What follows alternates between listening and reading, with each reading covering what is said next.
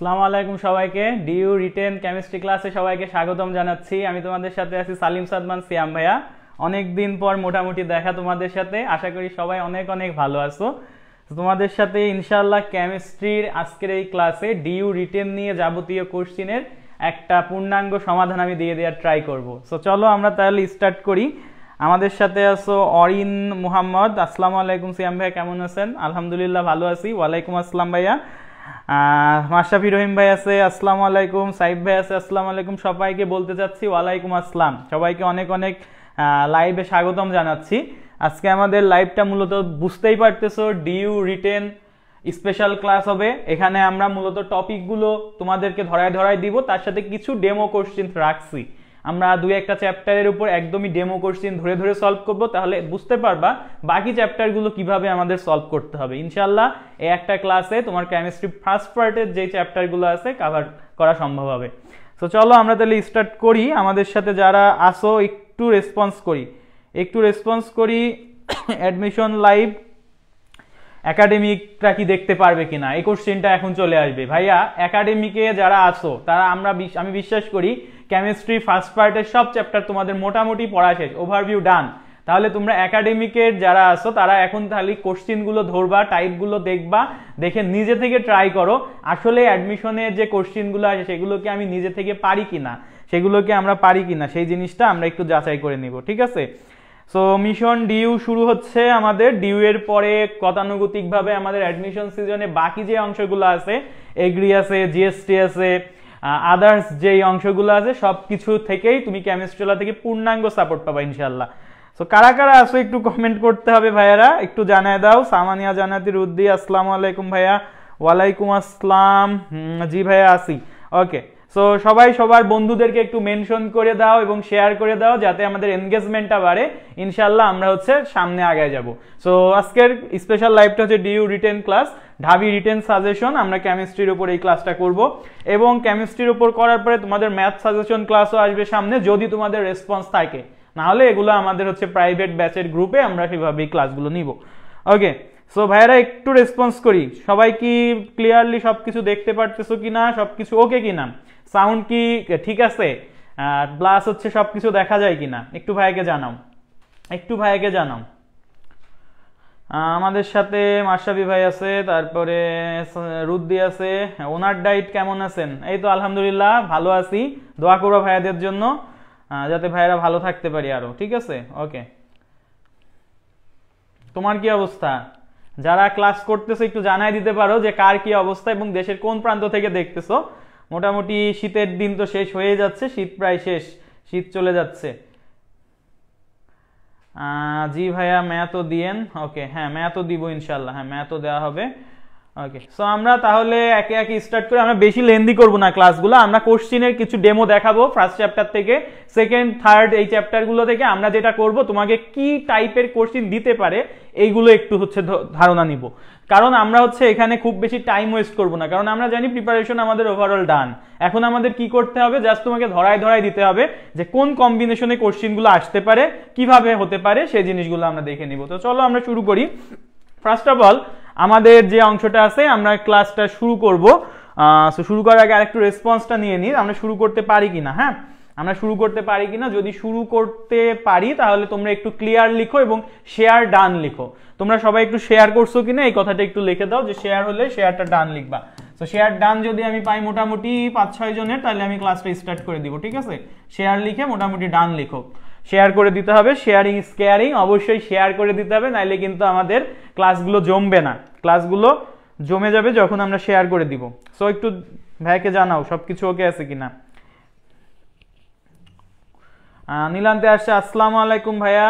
অরিন বলছো জি ভাইয়া, sound video সব ঠিক আছে। নীলান্তি ওয়ালাইকুম আসসালাম, ওয়েলকাম তোমাকে। হ্যাঁ, তোমার ফ্রেন্ডদেরকে মেনশন দিতেছো, বাকিরাও একটু মেনশন দেওয়ার ট্রাই করবা। ওকে, বাকিরাও একটু মেনশন করে দাও। ইনশাআল্লাহ আমরা ক্লাসটা শুরু করতেছি। সবাই একটু জানাই দিই শেয়ার করছো কিনা, শেয়ার করলে একটু ডান লিখে দিই। জি ভাইয়া শুরু করেন। হ্যাঁ ইনশাআল্লাহ শুরু করব, খুব দ্রুতই আমরা শুরু করব ক্লাসটা। সো চলো আমরা তাহলে ফার্স্টে গুণগত রসায়ন চ্যাপ্টারটা যদি দেখি, আমাদের কেমিস্ট্রি ফার্স্ট পার্টের সেকেন্ড চ্যাপ্টার। সো গুণগত রসায়ন থেকে কি কি টাইপ থেকে ঢাবিতে রিটেনে কোশ্চেন আসতে পারে, জাস্ট আমরা এইগুলো আগে দেখে নিই। সো প্রথম যে টাইপটা আছে সেটা হচ্ছে ইলেকট্রন বিন্যাস। টাইপ 1 আমাদের কি আছে, সেটা হচ্ছে ইলেকট্রন বিন্যাস। তো ইলেকট্রন বিন্যাস কয় ধরনের হয় ভাইয়া? 3 ধরনের, আউটবাউ নীতি, হুন্ডের নীতি, পাউলির বর্জন নীতি। সো আমাদের এই 3 ধরনের ইলেকট্রন বিন্যাসটা খুব ভালোভাবে পড়তে হবে। এই ইলেকট্রন বিন্যাস থেকে রিটেনে কিন্তু কোশ্চিন আসতে পারে। সো এই আমরা হচ্ছে ফার্স্টে ইলেকট্রন বিন্যাস করব। সেকেন্ড টাইপ যেটা হচ্ছে সেটা হচ্ছে কোয়ান্টাম সংখ্যা। কোয়ান্টাম সংখ্যা থেকে কি টাইপের কোশ্চিন আসে? তোমরা এইচএসসি তে একাডেমিকে কয়েকটা কোশ্চিন পড়তে, যে কপারের সর্বশেষ শক্তি স্তরের জন্য তুমি হচ্ছে অরবিটাল সংখ্যা বা ইলেকট্রন সংখ্যা মোট গণনা করো। এই যে রিটেন টাইপের কোশ্চিনগুলো এইটা দিতে পারে। এরপরে দিতে পারে কোনো একটা মৌলের সর্বশেষ ইলেকট্রনের জন্য 4টা কোয়ান্টাম সংখ্যা সেট বের করতেই দিতে পারে, ঠিক আছে। অথবা তোমাকে বলতে পারে ম্যাগনেসিয়ামের এততম ইলেকট্রনের জন্য 4টা কোয়ান্টাম সংখ্যার মান লিখো। অথবা তোমাকে বলতে পারে এরকম যে আমাদের কোয়ান্টাম সংখ্যা কি বিভিন্ন অরবিটাল নিয়ে হয় না, অরবিটালের বিভিন্ন ফিগার চলে আসে। ধরো S orbital, P orbital, D orbital, এই তিনটার মধ্যে পি আর ডি অরবিটালের ফিগারগুলো আঁকতে দিল, যেটা বিগত বছরে চলে আসছে। সো এই টাইপের কোশ্চিনগুলো কিন্তু হতে পারে। আমি জাস্ট একটু অ্যাজাম্পশন দিচ্ছি, সামনে কোশ্চিন সব দেওয়া আছে। আচ্ছা, টাইপ 3 তে আমাদের আছে তড়িৎচুম্বকীয় বর্ণালীয় ব্যবহার। তড়িৎচুম্বকীয় বর্ণালীয় ব্যবহার তো আমরা জানি। তড়িৎচুম্বকীয় বর্ণালীর মধ্যে আমাদের কি কি আছে? ওই যে আমাদের হচ্ছে গামা রশ্মি আছে, ইউভি রশ্মি আছে, এক্স রে রশ্মি আছে, ভিজিবল রশ্মি আছে, মাইক্রোওয়েভ আছে, রেডিও ওয়েভ আছে। সো এরকম বেশ কিছু আমাদের যেগুলো আছে এগুলোর ব্যবহার আমাদেরকে জানা লাগবে, ঠিক আছে। সো এটা মোটামুটি আমাদের টাইপ 3। টাইপ 4 হচ্ছে সব থেকে তোমাদের হাইট একটা টাইপ, সেটা হচ্ছে দ্রাব্যতা এবং দ্রাব্যতার গুণফল। তো এই দ্রাব্যতা এবং দ্রাব্যতার গুণফল এই জিনিসটা থেকে আমাদেরকে একটু ভালোভাবে থিওরিটিক্যাল পার্ট সহ ম্যাথমেটিক্যাল পার্টটা একটু কভার করা লাগবে, ঠিক আছে। এই জায়গাটা আমাদেরকে মোটামুটি একটু দেখা লাগবে। টাইপ 5 এ এসে আমরা দেখতেছি আমাদের রিডবার্গ সমীকরণ এবং হাইড্রোজেন বর্ণালীর ম্যাথগুলো। এটা এমসিকিউ এর মধ্যে বেশি আসে, বাট রিটেনেও আসতে পারে। এটা এমসিকিউ এ বেশি স্টার মার্ক, বাট রিটেনেও আমি রাখছি কারণ রিটেনের জন্য বেশ অ্যাপ্লিকেবল, হাতে করা যায়, সমস্যা হয় না। আর টাইপ 6 এ আমাদের অ্যাট লাস্ট আছে আয়ন শনাক্তকরণ। আয়ন শনাক্তকরণ থেকে আমরা স্পেসিফিক কয়েকটা আয়ন আমরা ইনশাআল্লাহ পড়ে যাব। এমসিকিউ এর জন্য তো আমাদের সবই পড়া লাগে, বাট রিটেনের জন্য আমরা স্পেসিফিক, যেমন নেসলার দ্রবণ কি, নেসলার দ্রবণের শনাক্তকরণ বিক্রিয়াটা পড়ে যাব। তারপর কপারেরটা বেশ ইম্পর্টেন্ট। তারপরে আমাদের বেরিয়াম নাইট্রেট দিয়ে কি শনাক্তকরণ করা হয়। সো এই জিনিসগুলো আমরা আস্তে আস্তে দেখব। সো মোটামুটি টাইপ সম্পর্কে একটা ধারণা আসছে কিনা গুণগত রসায়ন থেকে, এই 6টা টাইপ যদি আমরা ভালো মতন দেখে যাই, ইনশাআল্লাহ আমাদের রিটেনে যে কোশ্চিনটা আসবে সেটা আমরা কমন পাবো, ঠিক আছে। সো সবাই কি ক্লিয়ার কিনা? সবাই ক্লিয়ার কিনা ভাইয়াকে একটু জানাও, ভাইয়াকে একটু জানাও সবাই ক্লিয়ার কিনা। যারাই ক্লাস করতেছো একটু ভাইকে জানাই দাও ক্লিয়ার কিনা, ভাইকে একটু জানাই দিতে হবে। আসসালামু আলাইকুম স্যার, কেমন আছেন? ওয়ালাইকুম আসসালাম, আলহামদুলিল্লাহ ভালো আছি। তোমাদের কি অবস্থা ভাইয়াদের জানাই দাও। অ্যাডমিশন ক্যান্ডিডেটরা দ্রুত ক্লাসে চলে আসো। আয়শা সিদ্দিকা, আসসালামু আলাইকুম। ওয়ালাইকুম আসসালাম। মাশরাফি ভাই বলছে মোস্ট ইম্পর্টেন্ট ক্লাস। হ্যাঁ, ইনশাআল্লাহ এই ক্লাসটা তোমার জন্য অনেক ইফেক্টিভ হবে এবং তুমি এখান থেকে ইনশাআল্লাহ কমন পাবা। সেভাবে আমরা গুণগত রসায়ন পার্টটা সহ বাকিগুলো আমরা সাজেশন দিতেছি, ঠিক আছে। সো সবাই একটু রেসপন্স করো। হ্যাঁ, ওকে, জি ভাইয়া ক্লিয়ার, ওকে ডান। এখন আসো আমরা একে একে স্যাম্পল কোশ্চিনগুলো তোমাদের সামনে নিয়ে যাই। আমি বলবো যারা একাডেমিকের স্টুডেন্ট আছো তারাও এই কোশ্চিনগুলো দেখলে অনেক খুশি হবা যে আসলে ডিইউ রিটেনে এই টাইপের কোশ্চিন আসতে পারে। আমার তো আসলে ধারণা নাই রিটেন নিয়ে এত টেনশন কেন তোমার সিনিয়ররা কেন করে, সেই জিনিসটাই তোমরা আসলে বুঝবা না। মানে এটা একটা ওভারঅল কি বলবো, এটা অনেকজন অ্যাডমিশন দেয়, সবার একটা স্বপ্ন থাকে, এই এক্সপেকটেশনের জায়গা থেকে অনেক বেশি আর কি আমাদের টেনশন কাজ করে। সো এই টেনশন থেকে আমাদেরকে মুক্তি পাইতে হবে। মুক্তি পেতে গেলে অবশ্যই আমাদেরকে ঠিক মতো পড়ালেখা করতে হবে এবং তোমাকে কোশ্চিন অ্যানালাইসিস করে পড়তে হবে। তো আমরা এই কোশ্চিন অ্যানালাইসিস বেস্ট আজকে প্রিপারেশনটা নিব। তো চলো আমরা তাহলে একে একে শুরু করতেছি। সো টাইপ 1 এ আমরা দেখছিলাম আমাদের ইলেকট্রন বিন্যাস আছে। সো ইলেকট্রন বিন্যাসের মধ্য থেকে সবথেকে বেশি ইম্পর্টেন্ট দিয়ে আমি কি পড়বো, ইম্পর্টেন্স দিয়ে আমি পড়বো ব্যতিক্রমধর্মী ইলেকট্রন বিন্যাসগুলা। কোনগুলা ভাইয়া? ব্যতিক্রমধর্মী ইলেকট্রন বিন্যাস। ব্যতিক্রমধর্মী ইলেকট্রন বিন্যাসগুলো পড়ে ফেলবা। এখন আমি মনে করি না এগুলো তোমাদের প্রত্যেকটার ব্যাখ্যা দেওয়ার দরকার আছে। আমাদের যারা অ্যাডমিশনের ব্যাচে আসো তাদের কিন্তু প্রতিটা ধরে ধরে এমসিকিউ কনসেপ্ট ক্লাসে রিটেন কভার হয়ে যায়। কেমিস্ট্রির ব্যাপারটা এরকম অনেকাংশে কভার হয়। সো এখানে দেখো যেগুলো তোমার দেওয়া আছে, chromium, molybdenum, copper, silver, always সবগুলোই হচ্ছে ব্যতিক্রমধর্মী ইলেকট্রন বিন্যাস দেখায়। রিজন কি? সবাই আমার সাথে সাথে একটু ট্রাই করবা। আমি যখন এখানে আগাবো আমার সাথে সাথে সবাই একটু ট্রাই করবা অবশ্যই। ক্রোমিয়ামের ইলেকট্রন বিন্যাস হচ্ছে কিরকম ছিল, আর আর্গন মানে 18 পর্যন্ত ডান, তারপর ছিল কি ভাইয়া 3d আর 4s। সো 4s2 3d4 না হয়ে 3d5 4s1 হইতো। কেন হইতো? কারণ ডি অরবিটাল অর্ধপরিপূর্ণ হলে এটা অধিকতর সুস্থিত ইলেকট্রন বিন্যাস দেখায়, দ্যাটস ইট। এখন কপারে ক্রোমিয়ামের নিচে কি মলিবডেনাম আছে না? তাহলে ভাইয়া ক্রোমিয়াম তো অনেক আসছে, মলিবডেনামও আসতে পারে, তাহলে এবার আর্গন না দিয়ে মলিবডেনাম তো ওই গ্রুপেরই, তাহলে আর্গনের নিচের নিষ্ক্রিয় মৌলটা কি? ক্রিপ্টন। 3d4 এর জায়গায় কি হবে? 4d5, সরি 3d5 এর জায়গায় 4d5, 4s1 এর জায়গায় 5s1, ঠিক আছে? তাহলে এই হচ্ছে আমাদের সিস্টেমটা। আমরা আশা করি বুঝতে পারছি। এটা ক্লিয়ার কিনা সবাই জানাও একটু। এটা যদি ক্লিয়ার হয় তাহলে সবাই কপার আর সিলভারের মধ্যে কপারেরটা সবাই করে ফেলো তো। কপারেরটা সবাই কমেন্ট বক্সে লিখো, একটু কষ্ট হইলেও লিখো, আমি বুঝে নিব, সমস্যা নাই। সবাই ক্লিয়ার? ওকে, অরিন বলতেছো জি ভাইয়া ক্লিয়ার।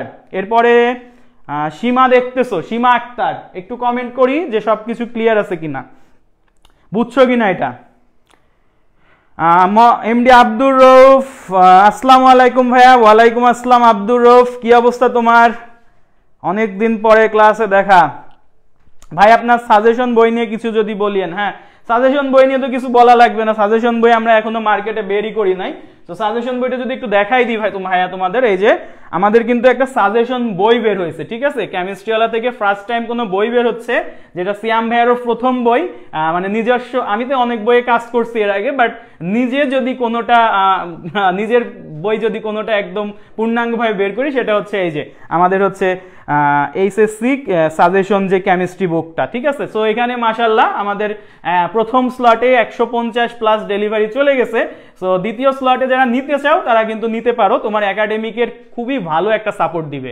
একাডেমিকে তুমি যদি এটার সাথে রাখো, ইনশাআল্লাহ তোমার আর কোনো প্যারা হবে না, কারণ এখানে টপিকগুলো এমন সুন্দরভাবে গুছানো আছে, সেগুলো আবার কোনো কয়েকটা টপিককে সাবটাইপের আন্ডারে ভাগ করে দেওয়া আছে, এবং অনুধাবনমূলক জ্ঞানমূলক কোশ্চেনগুলো এখানে অ্যাড করা হয়েছে, যেটা তোমার একদম এসএসসি লাইফের শুরু থেকে আমাদের হচ্ছে ইনশাআল্লাহ অনেক বেশি সাপোর্ট করবে। বিভিন্ন কলেজের এক্সাম, টেস্ট এক্সাম, তারপরে এইচএসসি এক্সাম তো আছে। তো এই জিনিসটা আর কি বলে দিলাম আর কি, যেহেতু আমাদের মাশরাফি ভাই বলে দিতে বললো, তোমরা অনেকেই জানো না ব্যাপারটা। ভাইয়ের এটা নিয়ে কোনো পোস্টও দিই নাই, এতটা ব্যস্ত আসলে সময় হচ্ছে না। সো তারপরেও যে ক্লাসে আসছি বলে দিলাম। ওকে, সো আমরা এখন তাহলে কপারেটটা একটু দেখি কারা খুব পারছে। কপারেটটা হ্যাঁ সবাই পারছে। কপারেটটা হচ্ছে argon 3d9 4s2। High high, copper argon 3d9 এর জায়গায় খেলাটা আছে, 9 দেখলে 10 করে দিতে হবে, 9 দেখলে 10 করে দিতে হবে। তাহলে ঠিক আছে, তাহলে কপারেটটা কি হবে ভাইয়া? Argon 3d10 4s1। তাহলে বলো তো, কপারের ঠিক নিচেই আছে সিলভার, তাহলে সিলভারেরটা আর্গনের জায়গায় কি হবে? ক্রিপ্টন। 3d10 এর জায়গায় কি হবে? 4d10। 4s1 এর জায়গায় কি হবে? 5s1। ওকে, আশা করি ভাইয়েরা বুঝতে পেরেছি। সো এই হচ্ছে আমাদের ফার্স্ট কোশ্চেনটা ছিল, ইলেকট্রন বিন্যাস থেকে আউটবাউ নীতির ব্যতিক্রমধর্মী ইলেকট্রন বিন্যাস কারা দেখাচ্ছে। ওকে, সো আমরা আশা করি বুঝতে পারছি। ওকে, ক্লিয়ার? ওকে, নেক্সট যাচ্ছে আমাদের আরেকটা কোশ্চেন, সেটা হচ্ছে হিলিয়ামের ইলেকট্রন বিন্যাস। এটা কি বলতেছে? হিলিয়ামের ইলেকট্রন বিন্যাস পাউলির বর্জন নীতি মেনে চলে, ব্যাখ্যা করো। হিলিয়ামের ইলেকট্রন বিন্যাস পাউলির বর্জন নীতি মেনে চলে, ব্যাখ্যা করো। ফার্স্ট অফ অল তোমরা আমাকে কি বলতে পারবা, যারা ক্লাসটা দেখতেছো, ঠান্ডা মাথায় চোখ বন্ধ করে চিন্তা করো, what do you mean by Pauli's বর্জন নীতি? আমি কিন্তু ইংলিশে বললাম না, বর্জন মানে এক্সট্রাকশন আর কি। সো পাউলির বর্জন নীতি বলতে কি বুঝো, বা আসলে জিনিসটা কি ছিল? পাউলির বর্জন নীতিটি এটা ছিল যে কোনো পরমাণুর 2টা ইলেকট্রনের জন্য 4টা কোয়ান্টাম সংখ্যার মান সমান হতে পারবে না। তার মানে কোয়ান্টাম সংখ্যা কি কি আছে? n, l, m আর s, এই 4টার মান সমান হতে পারবে না। সো চলো আমরা এটা তাহলে প্রুফ করি। ফার্স্ট অফ অল হিলিয়াম আছে, হিলিয়ামের যদি তুমি ইলেকট্রন বিন্যাস করো 2, তার মানে এটা আছে হচ্ছে 1s2। তাহলে এখন ফার্স্ট ইলেকট্রনের জন্য, প্রথম ইলেকট্রনের জন্য তুমি একবার হিসাব করবা, সেকেন্ড ইলেকট্রনের জন্য একবার হিসাব করবা। সো 1s2 কে যদি তুমি এভাবে চিত্র আঁকো, কি রকম হয় ভাইয়া? সেটা হয় হচ্ছে এরকম, যে প্রথম ইলেকট্রন উপরের স্পিনে থাকে, দ্বিতীয় ইলেকট্রন এই স্পিনে থাকে। তাহলে এটা হচ্ছে আমার 1 নাম্বার ইলেকট্রন, এটা আমার 2 নাম্বার ইলেকট্রন। সো দেখো একটু খেয়াল করে যে 1 নাম্বার যে ইলেকট্রনটার জন্য n, l, m, s এর ভ্যালু 4টা কোয়ান্টাম সংখ্যা। সো n মানে কি? আমার হচ্ছে এই যে প্রধান কোয়ান্টাম নাম্বার, মানে সামনে যত নম্বর শক্তি স্তরে ইলেকট্রনটা আছে। তাহলে প্রথম ইলেকট্রনের জন্য n এর ভ্যালু 1। l মানে কি? l মানে আমরা জানতাম n এর ভ্যালু যদি 1 হয়, তাহলে l এর ভ্যালু কি হয়? তার থেকে 1 কম পর্যন্ত হতে পারে।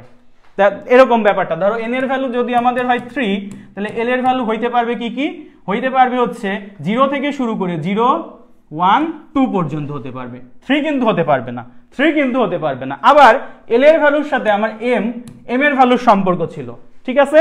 যদি l এর ভ্যালু 0 হয় তাহলে m এর ভ্যালু কি, আচ্ছা 1 হইলে কি হবে, -l থেকে -1 থেকে 0 সহ +l, তার মানে এরকম। যদি 2 হইতো তাহলে -l থেকে -2 -1 0 সহ +1 +2 এই পর্যন্ত, মানে -l থেকে +l পর্যন্ত, এটা হচ্ছে m এর ভ্যালু, ঠিক আছে। আমি একটু কনসেপ্টটা বলে দিলাম, অনেকের মনে নাই থাকতে পারে। ওকে, সো এখানে তাহলে l এর ভ্যালু কি হবে ভাইয়া, s অরবিটাল, এটা তো s অরবিটাল, মনে রাখবা s অরবিটালে l এর ভ্যালু হচ্ছে 0। এই যে একটা জিনিস আমাদের ছিল, s অরবিটালে l এর ভ্যালু 0, p অরবিটালে l এর ভ্যালু 1, d অরবিটালে l এর ভ্যালু 2, আর f অরবিটালে l এর ভ্যালু 3। সো এরা সবাই কি আছে, s অরবিটালে, তাই l এর ভ্যালু 0। তাহলে m এর ভ্যালু কি, -l থেকে 0 সহ +l, তো এটাও 0। আর এখানে s এর ভ্যালু কি, s মানে হচ্ছে স্পিন কোয়ান্টাম নাম্বার, প্রথম ইলেকট্রনটা উপরের স্পিনে আছে, তাই এটা হবে +1, এটা হবে কি +1। এবার সেকেন্ড ইলেকট্রনের জন্য যদি আমরা বের করি, সেকেন্ড ইলেকট্রনের জন্য n এর ভ্যালু 1, s অরবিটালে আছে মানে l এর ভ্যালু 0, m এর ভ্যালু তাহলে 0, কিন্তু সেকেন্ড ইলেকট্রনটা উল্টা স্পিনে আছে, তাহলে s এর ভ্যালু হবে কি নেগেটিভ হাফ।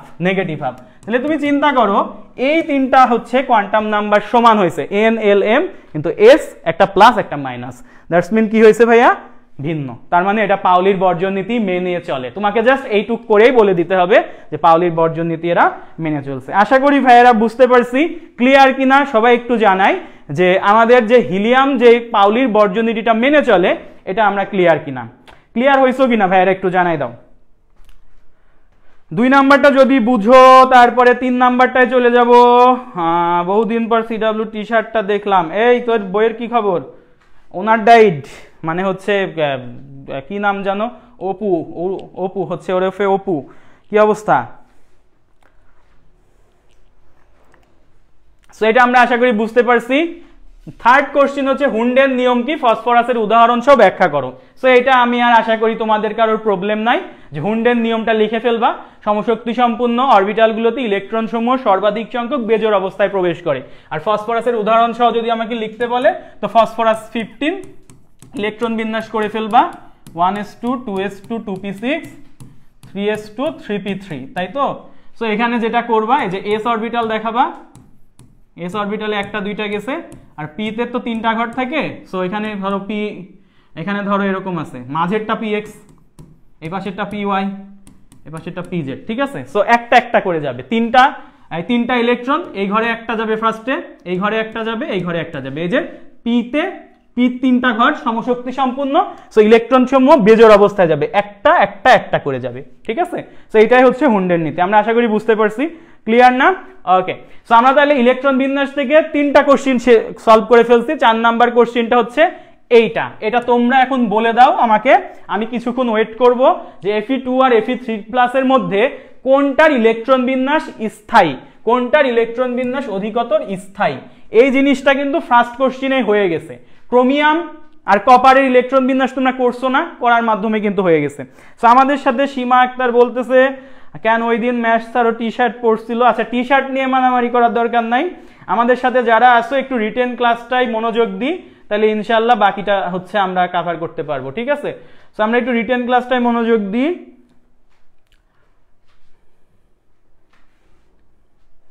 Fe2+ আর Fe3+ এর মধ্যে কোনটা কি হবে? ধরো আমরা ফার্স্টে আয়রনের ইলেকট্রন বিন্যাসটা করে ফেলি। আয়রনের ইলেকট্রন বিন্যাস কেমন হয়? আর্গন 3d4s, 26 তো 18 পর্যন্ত ডান, 20 আর 6 26। তাহলে যখন তুমি লাস্ট শেল থেকে 2টা ইলেকট্রন ত্যাগ করাবা, Fe2+ মানে কি, এই লাস্ট শেল থেকে 2টা ইলেকট্রন যাবে সর্ববহিস্থ শক্তি স্তর থেকে, মানে 4s2 2টা ইলেকট্রন চলে যাবে। তার মানে এখানে থাকবে আর্গন 3d6, 4s নাই। আবার যখন Fe3+ এর করবা, তখন লাস্ট শেল থেকে 2টা তো গেছেই, 4s2 থেকেও 2টা গেছে, আবার 3d6 থেকে একটা 3d5 হয়ে গেছে। তাহলে এখন তুমি চিন্তা করো 3d6 আর 3d5 এর মধ্যে 3d5টা কি হাফ ফিল না? হাফ ফিল, অর্ধ পরিপূর্ণ। যেটা অর্ধ পরিপূর্ণ সেটা অধিকতর স্থায়ী, যেটা অর্ধ পরিপূর্ণ সেটা অধিকতর স্থায়ী। তাহলে অ্যান্সার কি হবে? অ্যান্সার হবে হচ্ছে Fe3+। ওকে, আশা করি বুঝতে পেরেছো। সো এটা হচ্ছে আমাদের অ্যান্সার ছিল। তোমরা কেউ অ্যান্সার দিতেছো না কেন? অ্যান্সার দিতে হবে, নাইলে কিন্তু এই যে এই যে সাজেশন দিছি না, এই যে প্রথমেই তো সাজেশন দিয়ে দিছি কি কি টপিক পড়া লাগবে, এটা দিয়েই শেষ, ঠিক আছে, এটা দিয়েই শেষ। ক্লাসগুলো আর টপিক ধরে ধরে কোশ্চেন সলভ করার আমি মনে করি না কিছু। ওকে, একাডেমিক পোলাপান মনোযোগ দি, সব চেনা জানা কোশ্চেন, সব চেনা জানা, ঠিক আছে।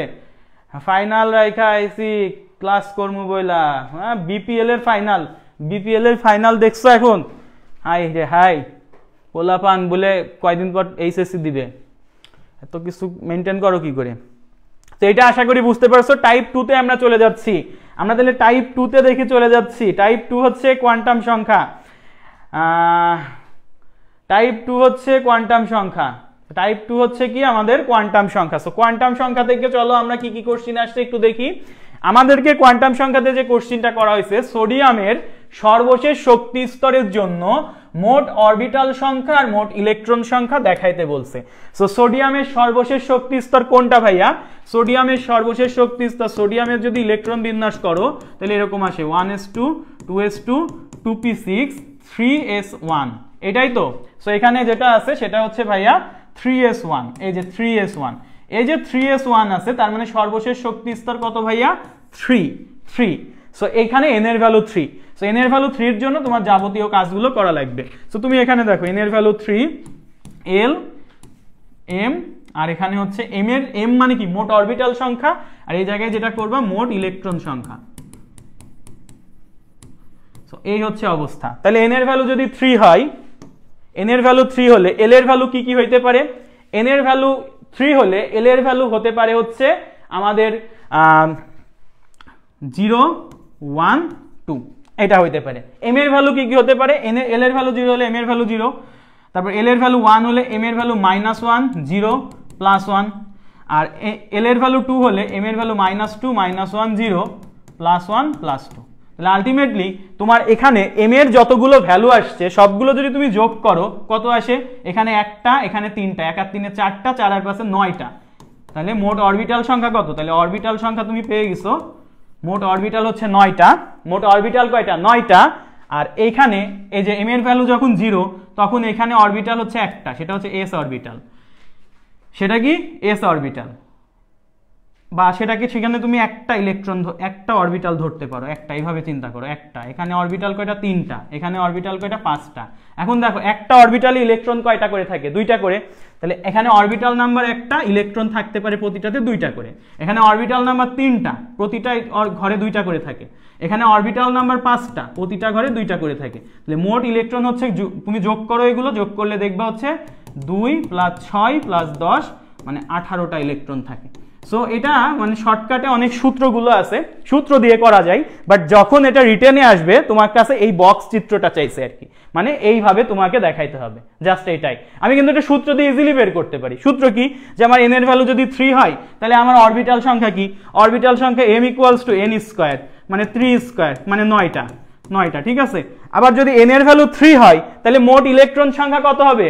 মোট ইলেকট্রন সংখ্যা 2n², তাহলে মোট ইলেকট্রন সংখ্যা 2n² করলেই তো হয়ে যাচ্ছে 2 × 3² মানে 18টা। একবারেই কিন্তু বের করা যায় এমসিকিউ এর জন্য, বাট এখন আসছে এটা রিটেনে। সো আমাকে রিটেন প্রসেসটা অ্যাপ্লাই করা লাগবে, দ্যাটস ইট, ঠিক আছে। সো আমি সোডিয়ামের জন্য দিছি, এখানে n এর ভ্যালু 3। আমি যদি কপারের জন্য দিতাম সর্বশেষ শক্তি স্তর, তাহলে কি হইতো? 3d10 4s1, 4 এর জন্য, n এর ভ্যালু 4 এর জন্য তোমরা এটা প্র্যাকটিস করবা। সো তোমরা বাসায় একটা প্র্যাকটিস করবা, সেটা হচ্ছে জিঙ্কেরটা প্র্যাকটিস করবা আর কপারেরটা প্র্যাকটিস করবা। এটা আমি তোমাদের হোমওয়ার্ক দিয়ে দিলাম, আসতে পারে। ওকে, সো এটা কি সবাই বুঝছো কিনা একটু ভাইকে জানাই দিই, এটা ক্লিয়ার কিনা? হ্যাঁ, total electron number 18। Very good Sima Akter, thank you, তুমি পারছো। ওকে, নেক্সট আরেকটা বলো বুঝছো কিনা। এটা যদি বুঝো নেক্সটে চলে যাচ্ছি। যে আমাকে কি বলছে যে Fe2+ এর জন্য, Fe2+ এর সর্বশেষ ইলেকট্রনের জন্য কোয়ান্টাম নাম্বারের সেটটা দেখাইতে বলছে। Fe2+ এর সর্বশেষ ইলেকট্রনের জন্য কোয়ান্টাম নাম্বারের সেটটা দেখাইতে বলছে, সর্বশেষ ইলেকট্রনের জন্য।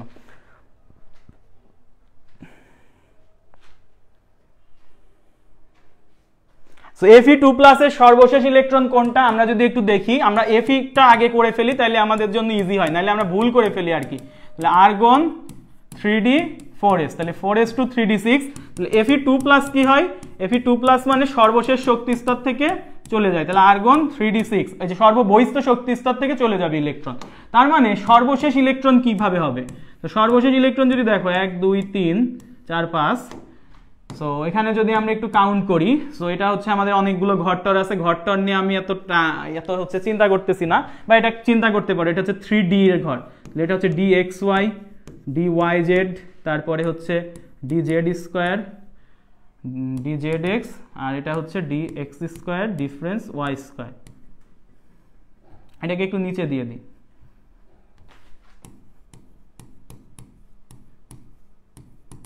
সো এই হচ্ছে 5টা ঘর আমার। এখন 6টা ইলেকট্রনকে প্লেস করতে হবে, হুন্ডের নিয়মটা আবার বুঝবা, ভালো করে বুঝো। সো 6টা ইলেকট্রন আগে 5টা ঘরে 5টা যাবে, এবং লাস্ট ইলেকট্রন বলছে না, লাস্ট ইলেকট্রনটা এসে এই জায়গায় এসে ঢুকছে, তার মানে এই যে লাস্ট ইলেকট্রন হচ্ছে এইটা, এই ইলেকট্রনের জন্য 4টা কোয়ান্টাম সংখ্যার সেট তোমাকে বের করতে বলছে। সো তো একটা কোয়ান্টাম সংখ্যার সেট তাহলে তুমি বের করে ফেলো, তাহলে n l m just particular এই ইলেকট্রনটার জন্য খেয়াল করবা। তাহলে n এর ভ্যালু কত ভাইয়া, n এর ভ্যালু দেখো এটা কোথায় ঢুকছে, 3 তে ঢুকছে, n এর ভ্যালু তাহলে 3, ঠিক আছে, n এর ভ্যালু কি 3। l এর ভ্যালু কত, d এর জন্য, d অরবিটালের জন্য l এর ভ্যালু হচ্ছে কি 2, তার মানে l এর ভ্যালু হচ্ছে 2।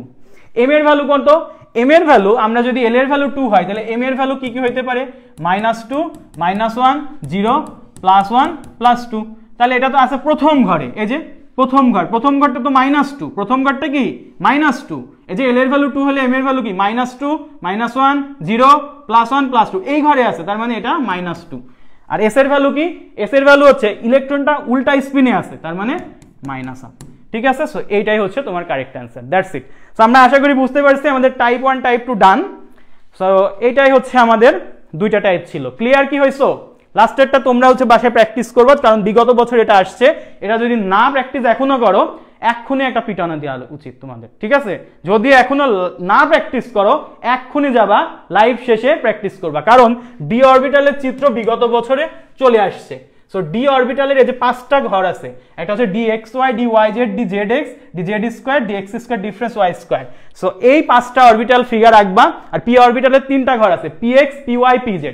সো যেহেতু ডি আসছে, বড়টাই আসছে, সো px py pz তো ইজি, এটা প্র্যাকটিস করে ফেলবা, ঠিক আছে ইনশাআল্লাহ। তাহলে এটা আমাদের রিটেনের জন্য কভার হয়ে যাবে। সো তাইলে আমাদের কোয়ান্টাম সংখ্যার সেটটা ডান। এখন আমরা টাইপ 3 তে ঢুকবো। সো টাইপ 3 হচ্ছে তড়িৎচুম্বকীয় বিকিরণ বর্ণালী এবং এগুলোর ব্যবহার। এটা অনেক বেশি ইম্পর্টেন্ট একটা কোশ্চিন, কারণ ডিউতে বিগত বছরে এই কোশ্চিনটা আসছে, জাল টাকা শনাক্তকরণের মূলনীতি, বা এখানে জাল টাকার জায়গায় জাল পাসপোর্টও বলতে পারে, একই কোশ্চিন। সো এখানে মূলত ইউভি রশ্মি ব্যবহার করা হয়, ইউভি। সো ইউভি রশ্মির ব্যবহারের এই কোশ্চিনটা বিগত বছরে আসছে, যারা কোশ্চিন অ্যানালাইসিস করো তারা অবশ্যই বুঝছো। সো এখন এটা আসতে পারে যে তড়িৎচুম্বকীয় বিকিরণ বর্ণালীগুলোর ব্যবহার লিখতে দিতে বলে। এটা হচ্ছে বুয়েটের টাইপটা খুব বেশি আসে, বিগত 2 থেকে 3 বার আসছে বুয়েটের রিটেনে, যে হচ্ছে বিভিন্ন তড়িৎচুম্বকীয় বিকিরণ বর্ণালী বলে দিচ্ছে যে ইউভি রশ্মি, গামা রশ্মি, মাইক্রোওয়েভ, রেডিও ওয়েভ, এগুলোর ব্যবহার লিখো। সো ব্যবহারগুলোকে এখন পড়াই দেওয়া লাগবে তোমাদের, আশা করি এই জিনিসগুলো তোমাদের পড়াই দেওয়া লাগবে না। এগুলো আমরা কেন পড়বো আমি আর একটু বলি। ডিউ রিটেনের পাশাপাশি যে এমসিকিউ পার্টটা আছে না, এমসিকিউ এ তোমরা ওই যে এগুলোকে সারি ধরে মনে রাখো। প্রথমে বলো হচ্ছে গামারে, তারপরে বলো কি হচ্ছে এক্স, প্রথমে বলো মহাজাগতিক রশ্মি, তারপরে বলো গামা রশ্মি, তারপরে বলো এক্স রে মানে রঞ্জন রশ্মি, ঠিক আছে। সো এরকম বেশ কিছু আছে। তারপর হচ্ছে ইউভি রশ্মি, ভিজিবল রে, মাইক্রোওয়েভ, রেডিও ওয়েভ, এরকম বেশ কিছু আছে। সো এইগুলো তো তোমরা মনেই রাখো। সো এই জিনিসগুলো অবশ্যই নিজেরা পড়া লাগবে। আচ্ছা, পোলাপান কই যাচ্ছে? পোলাপান রূপা আসসালামু আলাইকুম। ওয়ালাইকুম আসসালাম। সীমা আক্তার, ক্লাসটা ভালো লাগছে। হ্যাঁ, one kind of revision class এটা, ঠিক আছে। সো এইটা মাস্ট পড়বা, এগুলো সব পড়বা। সো আমি যদি একটু তারপরে বলে দিই ইউভি রশ্মি কেন ইউজ হয়, জাল টাকা প্লাস পাসপোর্ট শনাক্তকরণ, জাল টাকা প্লাস পাসপোর্ট শনাক্তকরণ।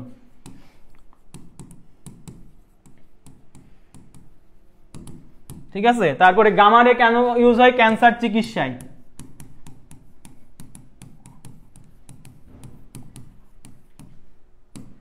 তারপরে আইআর রশ্মি কেন ব্যবহার করা হয়, আইআর রশ্মি মানে ইনফ্রারেড রে, আমাদের ইউজ করা হয় একটাই, চিকিৎসা ক্ষেত্রে ইউজ করা হয়, বিভিন্ন থেরাপির কাজে ইউজ করা হয়। চিকিৎসা ক্ষেত্রে মূলত আইআর রশ্মির ইউজ আছে।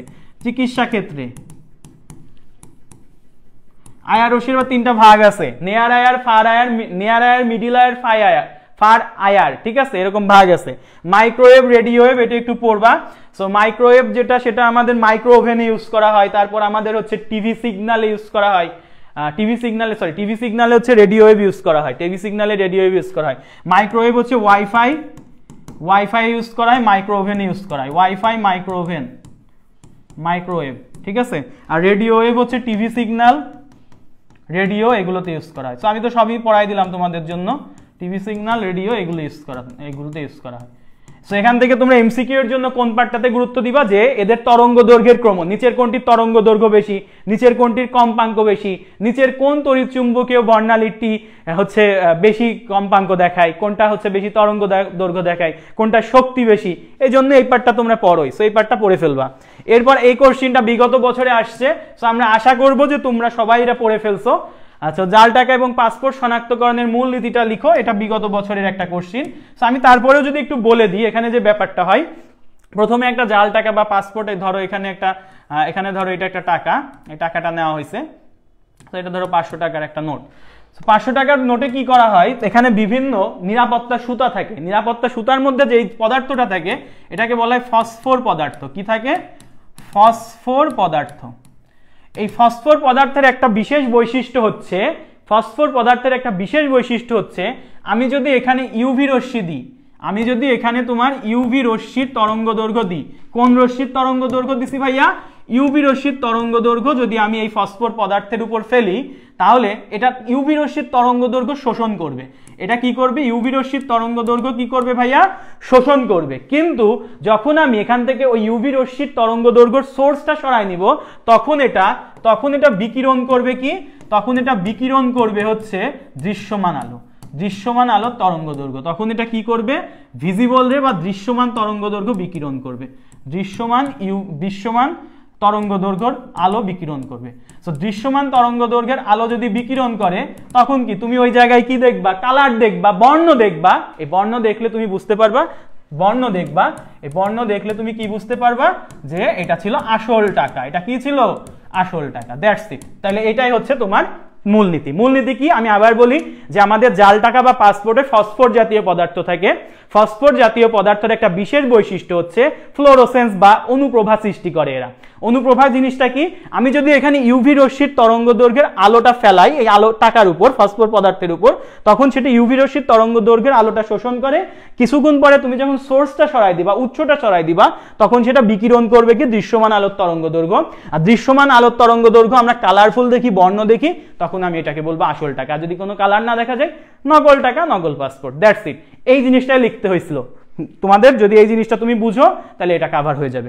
নেক্সট আমাদের আরেকটা জিনিস আসছে, সেটা হচ্ছে চিকিৎসা ক্ষেত্রে আইআর রশ্মির ব্যবহার। সো আমাদের আইআর রশ্মি 3 ধরনের আছে। একটা আছে হচ্ছে নেয়ার আয়ার, যেটাকে এন দ্বারা নেয়ার বোঝায়, নেয়ার আয়ার। তারপর একটা বোঝাচ্ছে হচ্ছে মিডিল আয়ার, তারপর একটা বোঝাচ্ছে হচ্ছে ফার আয়ার। সো এই তিনটার মধ্যে যে ফার আয়ারটা আছে, এইটার তরঙ্গ দৈর্ঘ্য বেশি। কি বেশি? ল্যামডা যদি বেশি হয় তাহলে শক্তি কম। এটা তরঙ্গ দৈর্ঘ্য বেশি বলে এটা শক্তি কম। শক্তি যার কম সেটাই চিকিৎসা ক্ষেত্রে বেশি ইউজ হয়। সো এটা চিকিৎসা ক্ষেত্রে ইউজ হয়, ঠিক আছে? এটা চিকিৎসা ক্ষেত্রে বেশি ইউজ হয়। সেটা চিকিৎসা ক্ষেত্রে ব্যবহার কি? এটা হচ্ছে ত্বকে তাপীয় অনুভূতি জায়গায়, ত্বকে তাপীয় অনুভূতি জায়গায়, অথবা ত্বকের বিভিন্ন যদি ব্যথা, বাত ব্যথা বা বিভিন্ন রকম ব্যথা নিরাময়ে এই রশ্মি ইউজ হয়। ব্যথা বেদনা উপশমে ইউজ করা হয়, ব্যথা বেদনা উপশমে এই রশ্মি ইউজ হয়। ফার আয়ার রশ্মি ইউজ হয়, এবং ফার আয়ার রশ্মি আমরা একটা এমসিকিউ পড়ছি, দেহের মধ্যে 4 সেন্টিমিটার পর্যন্ত ভেদ করে যেতে পারে। ফার আয়ার রশ্মির আবার বিভিন্ন পদ্ধতি আছে, লেজার আয়ার পদ্ধতি, লো এমিশন পদ্ধতিতে এরা চিকিৎসা করে, এগুলো আমরা আগে পড়ছি। আর মিডিল আয়ারের মধ্যে আমরা এমসিকিউ এর মধ্যে একটা গুরুত্বপূর্ণ পার্ট পড়ছিলাম, যে জৈব যৌগের কার্যকরীমূলক শনাক্তকরণে ইউজ করা হয়। এবং আমাদের এই মিডিল আয়ারকে কিন্তু বডি আয়ার নামেও ডাকা হয়, কারণ মানব দেহ থেকে যখন আয়ার রশ্মি নির্গত হয়, সেটা কিন্তু মিডিল আয়ার রশ্মি নির্গত হয়, ঠিক আছে? এই জিনিসগুলো আশা করি তোমাদের মনে আছে। আমি আর এগুলো নিয়ে কথা বলতেছি না।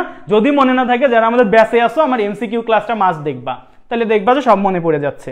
ঠিক আছে, যারা আমাদের অ্যাডমিশন ব্যাচে আছে আমাদের এমসিকিউ ক্লাসটা দেখলে এইগুলো আলাদা করে পড়ার দরকার নাই, এগুলো তো আমি রাখছি, রিটেন ক্লাস একটা আলাদা দেওয়া লাগবে, পোলাপান কিভাবে পড়বে বুঝতেছে না, ভাইয়ের কাছে কোশ্চিন করতেছে, খাই ফেলতেছে, একদম জ্বালাই ফেলতেছে, এই জন্য আসা লাগলো। ঠিক আছে, এই আর কি। সো সীমা আক্তার বলছে ক্লাসটা ভালো লাগতেছে, বোম ফাটাবেন। আশা খাতুন আসসালামু আলাইকুম ভাইয়া। ওয়ালাইকুম আসসালাম। আগের স্লাইডটা একটু দেন, এসএস নিব। আচ্ছা আগের স্লাইডটা নাও, এসএস নিয়ে নাও। আর একটু এর মধ্যে বলি, যারা আমাদের হচ্ছে বই সম্পর্কে মোটামুটি জানো না তাদের জন্য একটু বলে দিই যে আমাদের সিডাব্লিউ থেকে মোটামুটি আমাদের এইচএসসি কেমিস্ট্রি সাজেশন বইটা আসছে। সো যারা একাডেমিকে মোটামুটি একটু প্যারাই আসো, একাডেমিকে স্মুথলি পড়ালেখা শেষ করতে চাও, বিশেষ করে কেমিস্ট্রি পার্টটা, তারা কিন্তু এটা কালেক্ট করতে পারো। এইখানে আমাদের শুধু শর্ট সিলেবাস না, ফুল সিলেবাসের উপর সাজেশন দেওয়া আছে। সো ফুল সিলেবাসের উপর সাজেশন যেহেতু দেওয়া আছে, তোমার আর কোনো প্যারা নাই, তোমাকে বিভিন্ন জায়গায় অ্যাডমিশনেও কিন্তু এটা হেল্প করবে। অ্যাডমিশনেও তুমি সিকুয়েন্স যখন বুঝবা না, তোমার এই কোন সিকুয়েন্সে পড়বা, পড়ার সিকুয়েন্সটা অনেক ইম্পর্টেন্ট, আগে কোনটা পড়বা, পরে কোনটা পড়বা, কোনটা ইম্পর্টেন্ট, কোনটা কম ইম্পর্টেন্ট, এই জিনিসগুলো কিন্তু এই বইয়ের মধ্যে সুন্দর করে সাজানো আছে এবং জ্ঞানমূলক অনুধাবনমূলকও দেওয়া আছে। সো আমাদের প্রথম স্লটে 150 কপি কিন্তু চলে গেছে দেশের বিভিন্ন প্রান্তে। যে আশা খাতুন আসছে, ও একাই মূলত 10 কপি নিয়ে নিছে। সো ওর ফ্রেন্ডদের জন্য একবারে নিজে একদম নিয়ে নিছে। সো বেশি প্রাইসও রাখা হয় নাই, 120 টাকা, এবং মজার ব্যাপার হচ্ছে কুরিয়ার সার্ভিস ফ্রি করে দেওয়া হয়েছে। সো এই হচ্ছে তোমাদের মোটামুটি ব্যাপার। হ্যাঁ, সো ঠিক আছে, আগের স্লাইডটা একটু দেন, এসএস নিব। ডান মনে হয়, এটা আগের স্লাইডের ডান, এটা আমাদের মোটামুটি ডান। সো আমাদের তাহলে এখন আমরা নেক্সট টাইপে চলে যাচ্ছি। দ্রাব্যতা এবং দ্রাব্যতার গুণফল থেকে মিক্স টাইপের আমাদের পড়ালেখা করা লাগবে। শুধুমাত্র যে ম্যাথ করে যাবা, থিওরি পার্ট আমাদের যদি আমরা না পড়ি, তাহলে আমাদের একটা কিন্তু প্যারা হওয়ার সম্ভাবনা আছে। ঠিক আছে, সো আমরা দ্রাব্যতা এবং দ্রাব্যতার গুণফলে চলে যাচ্ছি টাইপ 4-এ। সো আমাদের দ্রাব্যতা এবং দ্রাব্যতার গুণফলে তাহলে আমরা চলে যাই। সো দ্রাব্যতা এবং দ্রাব্যতার গুণফলে, দ্রাব্যতার ফার্স্ট অফ অল এই ধরনের জিনিসগুলোর ক্ষেত্রে দ্রাব্যতার সংজ্ঞা টঙ্গাগুলো তো তোমরা এমসিকিউ ক্লাস যারা করতেছো তারা মোটামুটি পারবা। দ্রাব্যতা কি? কোনো একটা নির্দিষ্ট তাপমাত্রায় সম্পৃক্ত দ্রবণের ঘনমাত্রা, এটাকে বলা হয় দ্রাব্যতা। সো দ্রাব্যতার উপর তাপমাত্রার প্রভাবকে 3টা উপায় ভাগ করা যায়। একটা হচ্ছে তাপ উৎপাদী বিক্রিয়ার জন্য, তাপ উৎপাদী,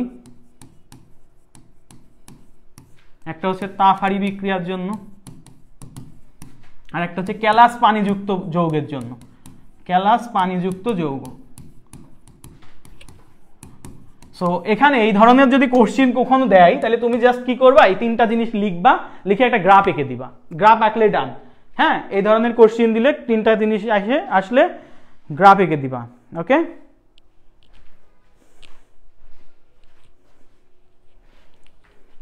ওকে। সো গ্রাফটা কি রকম হবে? তাপ উৎপাদী বিক্রিয়ায় যেটা হয়, তাপমাত্রা বাড়াইলে দ্রাব্যতা কমে যায়। সো তাপমাত্রা তুমি যত বাড়াবা, দ্রাব্যতা তত কমে যাবে। সো তুমি এদিকে যদি তাপমাত্রা নাও, এদিকে যদি দ্রাব্যতা নাও, যত তাপমাত্রা এদিকে এদিক যাবা, তত তোমার দ্রাব্যতাটা কমে যাবে। কি হবে? দ্রাব্যতাটা কমে যাবে। সো তত তোমার কি হবে? দ্রাব্যতাটা হচ্ছে কমে যাবে। এরকম একটা গ্রাফ হবে। তাপহারী বিক্রিয়ার ক্ষেত্রে কি হবে? তুমি যত সামনে যাবা, তাপমাত্রা যত বাড়াবা, দ্রাব্যতা তত বাড়বে। সো এদিকে যদি তাপমাত্রা নাও, এদিকে যদি সলিউবিলিটির এস দ্রাব্যতা নাও, তাহলে কি হবে ভাইয়া? আস্তে আস্তে যত তাপমাত্রা বাড়াবা, তত দ্রাব্যতা আস্তে আস্তে বেড়ে যাবে। হ্যাঁ, দ্রাব্যতা আস্তে আস্তে বেড়ে যাবে। আর ক্যালাস পানিযুক্ত যৌগের ক্ষেত্রে কি হবে? তাপমাত্রা দ্রাব্যতা এইটা একটু মানে মিশ্র প্রতিক্রিয়া হবে। যেমন ক্যালাস পানির একটা যদি উদাহরণ দিই, সেটা আসে হচ্ছে সোডিয়াম সালফেট ইন্টু 10 অণু পানি, এটাকে বলা হয় হচ্ছে গ্লুবার সল্ট। এটা নিয়ে আসতে পারে এক্সাম, এটা হচ্ছে ভালো মতো একটু পড়বো, গ্লুবার সল্ট। সো গ্লুবার সল্টে যে 10 অণু পানি আছে, এই 10 অণু পানি প্রথমে তাপটা শোষণ করে, তাপ শোষণ তাপহারী বিক্রিয়া, তাপহারী বিক্রিয়া হয় ফার্স্টে, তাপহারী বিক্রিয়ায় দ্রাব্যতা ফার্স্ট অফ অল বাড়ে। তাহলে গ্রাফটা কিরকম হবে? ফার্স্টে বাড়বে। এবার কিছুক্ষণ পরে এই 10 অণু পানি নাই হয়ে যাবে। 10 অণু পানি যখন চলে যাবে, তখন খালি লবণটা পড়ে থাকবে। তখন কি হবে? যে তাপটা শোষণ করছিল সেটা এবার রিলিজ করা শুরু করবে। তখন এটা তাপ উৎপাদী বিক্রিয়ার মতো হবে, আর তাপ উৎপাদী বিক্রিয়ার দ্রাব্যতা কমে যায়। তখন আবার গ্রাফটা এরকম হয়ে যাবে। সো আলটিমেটলি আমরা বুঝতে পারলাম এই যে পয়েন্টটা, এই পয়েন্টে যে তোমার দ্রাব্যতা বাড়তে বাড়তে একটা পয়েন্টে যে আবার কমা শুরু করছে, এই পয়েন্টটাকে বলা হয় হচ্ছে পরিবৃত তাপমাত্রা। সোডিয়াম সালফেট ইন্টু 10 অণু পানির ক্ষেত্রে এটা 32.4 ডিগ্রি সেন্টিগ্রেড, এটাকে বলা হয় পরিবৃত তাপমাত্রা। এটা একটু মনে রাখবা। সো ভিতর থেকে কোশ্চেন করলে দুই একটা জিনিস লেখা লাগে, পরিবৃত টেম্পারেচার বা তাপমাত্রা। সো এই হচ্ছে দ্রাব্যতার উপর তাপমাত্রার প্রভাব। আমরা আশা করি বুঝতে পারছি। আর এমসিকিউ এর জন্য তোমাকে যেটা করা লাগবে, যে কোন যৌগে লবণের ক্ষেত্রে তাপমাত্রা বাড়াইলে দ্রাব্যতা বাড়ে, কোনটার ক্ষেত্রে কমে, এই জিনিসগুলো একটু মনে রাখা লাগবে। সিকিউ এটা লাগবে না আশা করি। ওকে, সো এই হচ্ছে আমাদের এইটার ছিল। পরেরটাই আমরা চলে যাচ্ছি। পরের কোশ্চেনটা আমাকে যেটা বলছে, সময়ায়ন প্রভাবের ফলে দ্রাব্যতা হ্রাস পায় কেন? সময়ায়ন প্রভাবের ফলে দ্রাব্যতা হ্রাস পায় কেন, এই জিনিসটা আমরা মানে মুখস্থ করি যে সময়ায়ন প্রভাবের ফলে দ্রাব্যতা হ্রাস পায়, এমসিকিউ এর জন্য মুখস্থ করছি, কিন্তু আসলে হ্রাস পায় কেন এই জিনিসটাই আমরা আমাদের আসতে পারে রিটেনে। সো আমরা এই জিনিসটা মনে রাখবো। ধরো আমাদের সময়ায়ন প্রভাব কার কার হবে, ধরো আমাদের সোডিয়াম ক্লোরাইড আছে, সোডিয়াম ক্লোরাইড ঠিক না, ধরো আমাদের সিলভার ক্লোরাইড আছে, সিলভার ক্লোরাইডের একটা দ্রবণ আছে silver chloride. So silver chloride এইভাবে হচ্ছে বিশ্লেষিত আছে দ্রবণের মধ্যে, সিলভার প্লাস আর হচ্ছে ক্লোরাইড মাইনাস। এখন এই দ্রবণে সিলভার ক্লোরাইডের দ্রবণে তুমি কি করছো, সোডিয়াম ক্লোরাইড বাইরে থেকে অ্যাড দিছো, তাহলে সোডিয়াম ক্লোরাইডও বিশ্লেষিত হবে। সোডিয়াম ক্লোরাইড যেহেতু পূর্ণদমে বিশ্লেষিত হয়, সো এটা একদিকে অ্যারো চিহ্নটা দেওয়াটা বেটার। সো সোডিয়াম প্লাস আর ক্লোরাইড মাইনাস আমরা দিয়ে দিছি। ওকে, সো এখন তুমি যদি একটু খেয়াল করো ভাইয়া যে আমাদের এই দুইজনের মধ্যে এই যৌগেও ক্লোরাইড আয়ন আছে, এই যৌগেও ক্লোরাইড আয়ন আছে, দ্যাটস মিন তোমার ক্লোরাইড আয়নের ঘনমাত্রা বাড়তেছে, ক্লোরাইড আয়নের ঘনমাত্রা বাড়তেছে মানে উৎপাদের ঘনমাত্রা বাড়তেছে। এই পাশেরটা বলা হয়েছে বিক্রিয়ক, এই সাইডের গুলোকে বলা হয় উৎপাদ। সো আমার কি হচ্ছে, আলটিমেটলি ক্লোরাইড আয়নের ঘনমাত্রাটা বাড়তেছে, ঘনমাত্রা বাড়তেছে, তার মানে উৎপাদের ঘনমাত্রা বাড়তেছে। উৎপাদের ঘনমাত্রা যদি বাড়ে, লা শাতেলিয়ারের নীতি অনুযায়ী, কার নীতি, লা শাতেলিয়ারের নীতি অনুযায়ী উৎপাদের ঘনমাত্রা বাড়বে আর বিক্রিয়কের ঘনমাত্রা কম থাকবে, এটা তো মানা যায় না। তাহলে লা শাতেলিয়ারের নীতি অনুযায়ী এই বিক্রিয়ায় উৎপাদের ঘনমাত্রা যেহেতু বেড়ে গেছে, বিক্রিয়কের ঘনমাত্রা তোমাকে এবার বাড়াইতে হবে। বিক্রিয়াটা সাম্যাবস্থা এভাবেই চেঞ্জ হয়, যেদিকে বেড়ে যায় ওইটাকে কমাইয়ে আবার পাশেরটাকে বাড়াইতে হবে। সো দেখো এখন আমার উৎপাদ বেড়ে গেছে, তাহলে উৎপাদ যেহেতু বেড়ে গেছে তাহলে বিক্রিয়কটাকে একবার বাড়াইতে হবে, এই যে বিক্রিয়কটাকে। তো বিক্রিয়াটা কি হবে, উৎপাদ যেহেতু বেড়ে গেছে উৎপাদের দিক থেকে বিক্রিয়কের দিকে শিফট হবে যাতে বিক্রিয়কও বাড়ে। তাহলে বিক্রিয়াটা ডান থেকে বামে চলে আসবে, ডান থেকে বামে যদি চলে আসে এইবার আমার কি হবে, লা শাতেলিয়ার নীতি অনুযায়ী আমার উৎপাদ বেড়ে গেছিল, এবার বিক্রিয়াটা সাম্যাবস্থা যেটা বলে এটাকে সাম্যাবস্থা ডান থেকে বামে শিফট হবে, ডান থেকে বামে যাবে, যার ফলে উৎপাদ কমে যাবে আবার বিক্রিয়ক বেড়ে যাবে। সো বিক্রিয়কের ঘনমাত্রা আবার বাড়বে। সো বিক্রিয়কের ঘনমাত্রা যদি এবার বেড়ে যায় তখন কি হবে, আমার হচ্ছে দ্রাব্যতা কমে যাবে, কারণ দ্রাব্যতা আমরা সবসময় এই আয়নগুলোর সাপেক্ষে চিন্তা করি। এখন এই জিনিসটা কমে যাচ্ছে, এটা আবার বেড়ে যাচ্ছে, আয়ন কমে যাচ্ছে, তার ফলে কি হচ্ছে, দ্রাব্যতা হ্রাস পায়। সো এই জিনিসটাই তুমি সুন্দর মতো ব্যাখ্যা করে দিবা। আশা করি সবার ব্যাপারটা বোঝা হয়েছে এবং এই জিনিসটা আমরা জানি। সো এই জিনিসটাই আমরা জাস্ট ব্যাখ্যা করে দিব। ক্লিয়ার তো ব্যাপারটা, আশা করি ক্লিয়ার।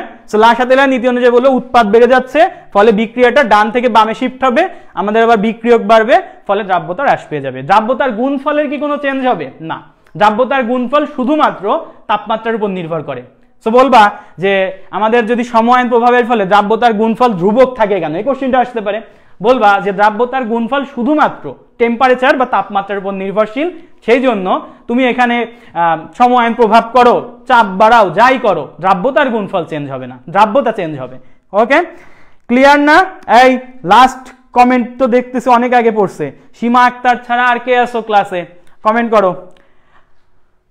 সবাই, একটু কমেন্ট করি, বুঝতেছো কিনা। সো আমরা যদি এইটাই বুঝে যাই, নেক্সট আর একটা ম্যাথ আছে, সময়ায়ন প্রভাবের ম্যাথটাই আগে চলে যাই। সময়ায়ন প্রভাবের একটা ম্যাথ আছে, সময়ায়ন প্রভাবের একটা ম্যাথ আছে, আর একটা হচ্ছে এই ম্যাথটা আছে। সো কোনটা আগে করবা বলো? আচ্ছা এটাই আগে করি। 25 ডিগ্রি সেন্টিগ্রেড তাপমাত্রায় ক্যালসিয়াম হাইড্রোক্সাইডের দ্রাব্যতা গুণফল দেওয়া আছে, দ্রাব্যতা মোল পার লিটার এবং গ্রাম পার লিটার ইউনিটে বের করতে বলছে। সো এই ধরনের ছোটখাটো ম্যাথ কিন্তু রিটেনে খুবই সুন্দর টাইপের ম্যাথ, আশা করি হাতেও করতে পারবা, আশা করি এটা করা যাবে। সো আমরা চলো শুরু করি। সো ফার্স্ট অফ অল এখানে কি আছে, ক্যালসিয়াম হাইড্রোক্সাইড আছে। সো তুমি রিটেনের জন্য তো পড়তেছো, ঠিক আছে, এমসিকিউ এর জন্য পড়ো নাই যে ক্যালসিয়াম হাইড্রোক্সাইড কোন টাইপের লবণ, AB2 টাইপের লবণের ক্ষেত্রে তুমি একটু আগে দেখছো যে আমাদের একটা শর্টকাট ছিল দ্রাব্যতা গুণফল বের করার। KSP সমান কি ছিল, x to the power x y to the power y, s এর মাথায় x প্লাস y, এটা ছিল। তাহলে এখানে x কোনটা, x হচ্ছে a এর পাশে যে 1টা আছে এটা x, আর b এর পাশে যে 2টা আছে এটা হচ্ছে y।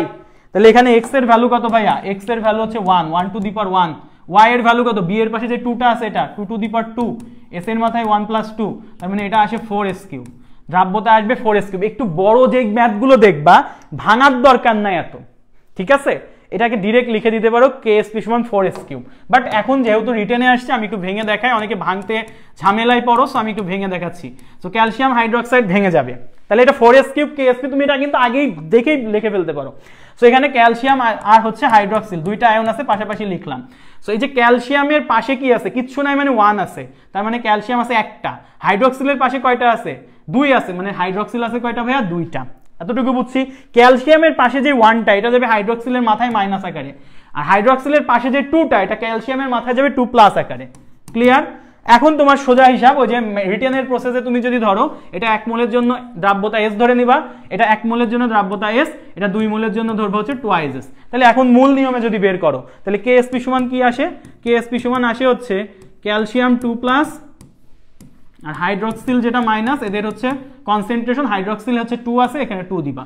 সো এটা হচ্ছে S, ভ্যালুটা বসাই দিচ্ছি S, এটা হচ্ছে 2s তার স্কয়ার, আলটিমেটলি দেখো কেএসপি সমান 4s3 আসতেছে। প্রশ্ন হচ্ছে ভাই কেএসপি এর ভ্যালুটা কিন্তু এখানে দেওয়া আছে, দ্রাব্যতার গুণফল ভ্যালু দেওয়া আছে 3.2 × 10⁻⁻13। সো এখানে বসাই দাও 3.2 × 10⁻⁻13। তোমাকে এখানে S বের করতে হবে, দ্রাব্যতা মানে S বের করতে হবে। তাহলে এখান থেকে তুমি খুব ইজিলি S বের করতে পারো। S এর ভ্যালুটা এরকম হবে, এখন S এর ভ্যালুটা কি হবে, 3.2 × 10⁻⁻13 ডিভাইডেড বাই 4। সো আমরা কি 3.2 কে এরকম লিখতে পারি ভাইয়া? আচ্ছা 4s3 রাখলাম, 3.2 কে কি 32 লেখা যায়? হ্যাঁ লিখলাম, 32 লিখলাম। এটাকে যদি 32 লিখি 10 দিয়ে গুণ করলে এইটা 10 এর পাওয়ার কি হবে, -13 এর সাথে 1 যোগ হবে, তাহলে এটা হয়ে যাবে -12। এতটুকু ক্লিয়ার? এবার তুমি কি করবা, s³ সমান এই 4 দ্বারা ডিভাইড করবা, 4 দ্বারা ডিভাইড করলে 32 ভাগ 4 কত আসে, 8 × 10⁻⁻12। আলটিমেটলি তাহলে s সমান কি আসবে, s সমান আসবে কিউবিক রুট অফ 8 × 10⁻12। সো 8 কে যদি কিউব রুট করো কত আসে, 2 × 2 × 2 মানে 2, তার মানে এটা আসবে 2। আর এখানে 10⁻12 কে যদি তুমি কিউব রুট করো এটা আসবে 10⁻4। তাহলে এত মোল পার লিটার হচ্ছে আমার অ্যান্সার। সো একটা অ্যান্সার হয়েছে, আর একটা কিন্তু গ্রাম পার লিটারেও চাইছে। ভাইয়া মোল পার লিটার থেকে গ্রাম পার লিটারে কিভাবে যায়, তার আণবিক ভর দ্বারা গুণ করে। আণবিক ভর কত ক্যালসিয়াম হাইড্রোক্সাইডের, ক্যালসিয়ামের হচ্ছে কত ভাইয়া, ক্যালসিয়ামের হচ্ছে 40, আর হাইড্রোক্সিলের হচ্ছে 17, 2 গুণ 34, তাহলে 34, তাহলে 74। সো 74 দিয়ে গুণ করলে 2 × 10⁻⁻4 ইন্টু 74, এটা করলে এটা গ্রাম পার লিটারে চলে যাবে। সো আলটিমেটলি এটাই হচ্ছে আমাদের পুরো প্রসেসটা। আমরা কি বুঝতে পারছি কি না, কিভাবে হাতে ক্যালকুলেশন করব সেই জিনিসটাও যদি না বুঝো ভাইকে জানাইতে পারো।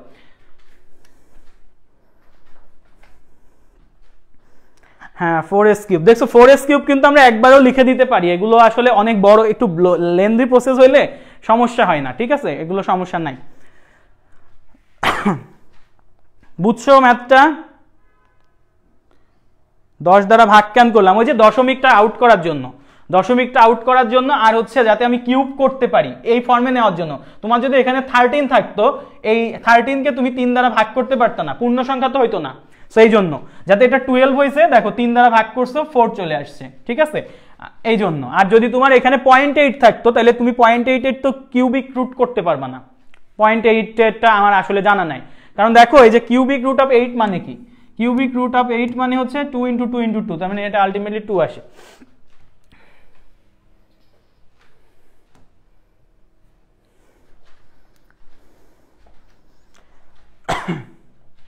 আচ্ছা ক্লিয়ার ব্যাপারটা? ওকে, সো নেক্সট আমরা আরেকটাই চলে যাচ্ছি। এই যে এখানে আমাদের একটা সমআয়নের ম্যাথ দিছে, সমআয়নের ম্যাথ দিছে। সো দেখো সিলভার ক্লোরাইডের সম্পৃক্ত 1 লিটার দ্রবণে 0.1 লিটার সিলভার ক্লোরাইডের একটা দ্রবণ আছে। খেয়াল করো, এটা একটা পাত্র যদি এঁকে দিই তোমাকে ভালো হয়। ধরো এই পাত্রের মধ্যে সিলভার ক্লোরাইড আছে, সিলভার ক্লোরাইডের এখানে বলা আছে 1 লিটার দ্রবণ আছে। 1 লিটার দ্রবণের মধ্যে তুমি কি করছো, 0.1 মোল সোডিয়াম ক্লোরাইড মিশাইছো। এই দ্রবণে তুমি কি করছো, সোডিয়াম ক্লোরাইডকে মিশাই ফেলছো, যেটা হচ্ছে বলা আছে 0.1 মোল, 0.1 মোল। সো আমাকে বলছে আমি যদি এই কাজটা করি তাহলে নতুন যে দ্রবণটা তুমি পাইলা, মিক্স করার পর তো একটা নতুন দ্রবণ পেয়ে গেছো, তখন এই দ্রবণে সিলভার ক্লোরাইডের দ্রাব্যতা কত। সো আগে সিলভার ক্লোরাইডের একটা কেএসপি দেওয়া ছিল, সেই ভ্যালুটা হচ্ছে 1.7 × 10⁻⁻10। সো তুমি যদি একটু খেয়াল করো ভাইয়া সোজা মতন, তুমি যে সিলভার ক্লোরাইডের মধ্যে 1 লিটার দ্রবণের মধ্যে 0.1 মোল সোডিয়াম ক্লোরাইড মিশাইছো, সোডিয়াম ক্লোরাইডের ঘনমাত্রা কিন্তু তুমি এখান থেকে ইজিলি বের করতে পারো। আমরা জানি কি নতুন সিয়াম ভাইয়া মানে N সমান S × V লিটারে, নতুন সিয়াম ভাইয়া N সমান S × V লিটারে। সো আমি এখান থেকে ইজিলি এসটা বের করতে পারি, S সমান কি আমার N/V। সো এখানে সোডিয়াম ক্লোরাইডের জন্য N এর ভ্যালু মোল সংখ্যা বলা আছে কত 0.1 আর V এর ভ্যালু 1 লিটার, তাহলে আলটিমেটলি 0.1 মোলার। তাহলে সোডিয়াম ক্লোরাইডের মোল সংখ্যা বা সরি ঘনমাত্রা হচ্ছে 0.1 মোলার, এটা তুমি বুঝে গেছো। সো আলটিমেটলি এখন তুমি ম্যাথটা আগায় যেতে পারবা। সো আমাদের ফার্স্টে কি ছিল, সিলভার ক্লোরাইড ছিল, সিলভার ক্লোরাইড ছিল, সিলভার ক্লোরাইড এইভাবে ভাঙে সিলভার প্লাস এবং ক্লোরাইড মাইনাস। তার মধ্যে তুমি যে কাজটা করছো সোডিয়াম ক্লোরাইড অ্যাড দিছো, তাহলে সোডিয়াম প্লাস আর Cl মাইনাস অ্যাড দিছো, ক্লিয়ার। সো এখন তুমি যে সোডিয়াম ক্লোরাইড অ্যাড দিছো সেটার ঘনমাত্রা তুমি পেয়ে গেছো 0.1 মোলার। এটা কয় মোলের জন্য, 1 মোলের জন্য। তাহলে এই যে 0.1 মোলার এটা এখানে লিখলাম 0.1 মোলার 1 মোলের জন্য, তাহলে সোডিয়াম প্লাসও এখানে 0.1 মোলার 1 মোল আছে, ক্লোরাইড আয়নের ঘনমাত্রা হচ্ছে 0.1 মোলার। এটা তুমি পেয়ে গেছো। তুমি বের করবা কার দ্রাব্যতা, সিলভার ক্লোরাইডের। তাহলে সিলভার ক্লোরাইডের ক্ষেত্রে দ্রাব্যতাকে ধরে নাও S, তাহলে সিলভার আয়োডাইডের, সিলভারের জন্য S, ক্লোরাইডের জন্য S। তাহলে KSP কি হবে, KSP of silver chloride, silver chloride equals to হবে সিলভার আয়নের ঘনমাত্রা এবং ক্লোরাইড আয়নের ঘনমাত্রা। সো সিলভার আয়নের ঘনমাত্রা তো কত ভাইয়া S, সো বসাই দাও S ইন্টু ক্লোরাইড আয়ন কি হবে, ক্লোরাইড আয়নের ক্ষেত্রে দুইটা দ্রবণ থেকে তুমি ক্লোরাইড পাইছো। ফার্স্ট অফ অল একটা দ্রবণ হচ্ছে সিলভার ক্লোরাইডের আর একটা হচ্ছে সোডিয়াম ক্লোরাইডের। সো সিলভার মোট তাহলে ক্লোরাইড আয়নের ঘনমাত্রাটা যদি আমি পাশে বের করি তাহলে এটা কত আসবে ভাইয়া, খেয়াল করো একটু যে ক্লোরাইড আয়ন সিলভার থেকে পাইছো হচ্ছে S আর সোডিয়াম ক্লোরাইড থেকে পাইছো 0.1, তাহলে S plus 0.1, S plus 0.1 molar. তাহলে এই জায়গায় আমি কত বসাবো, S প্লাস 0.1। ঠিক আছে, এতটুকু ক্লিয়ার। আর এইদিকে আমার KSP এর ভ্যালুটা দেওয়া আছে 1.7 × 10⁻⁻10।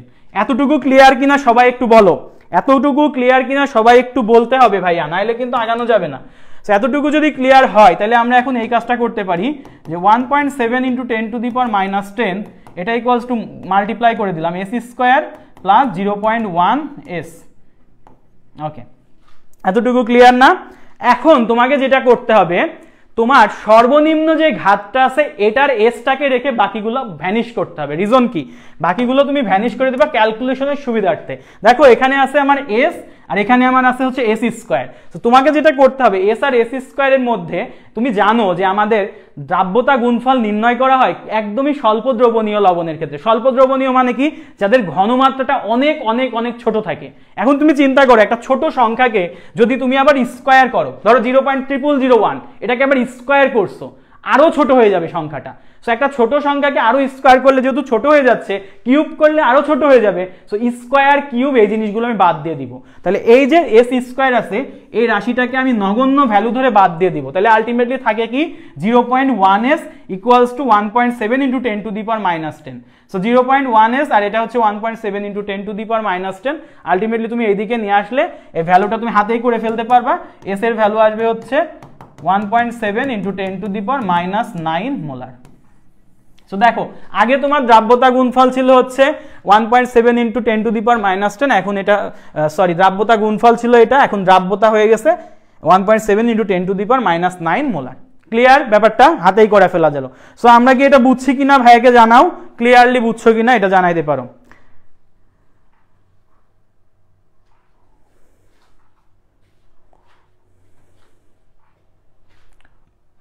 আচ্ছা, এটা কি ক্লিয়ার ভাইয়াকে একটু জানায়ও। সো এইটা হচ্ছে আমাদের দ্রাব্যতার থেকে এই ম্যাথটা ছিল। আর একটা দ্রাব্যতা গুণফল থেকে ছোটখাটো এই টাইপের কোশ্চেন দিতেই পারে।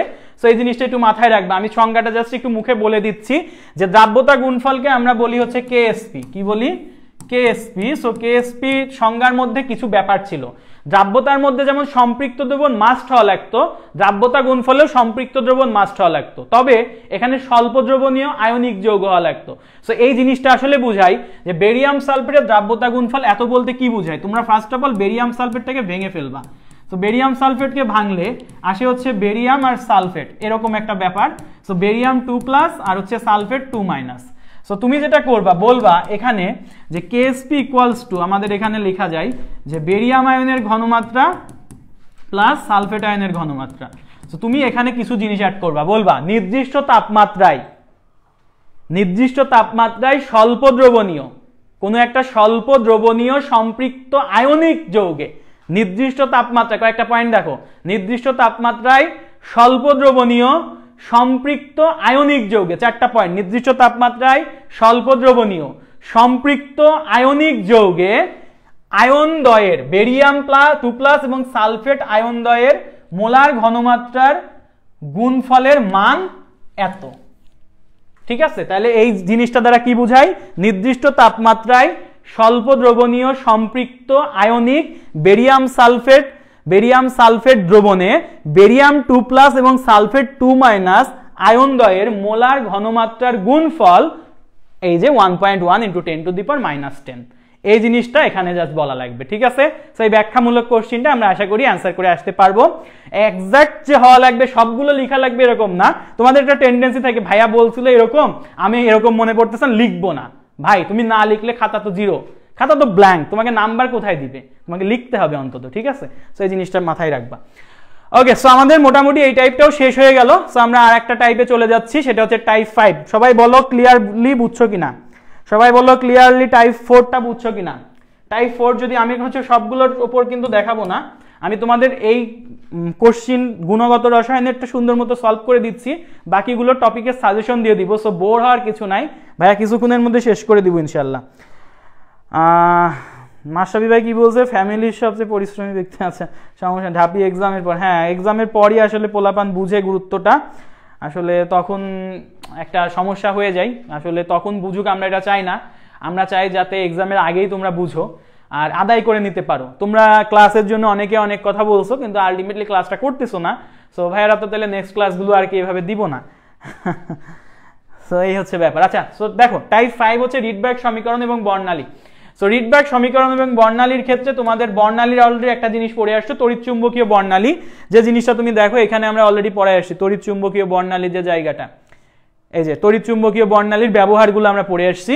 সো এটা আর একটা বর্ণালীর কথা বলতেছি আমি, হচ্ছে লাইম্যান, বামার, প্যাসচেন, ব্র্যাকেট, ফুন্ড, হামফ্রেস।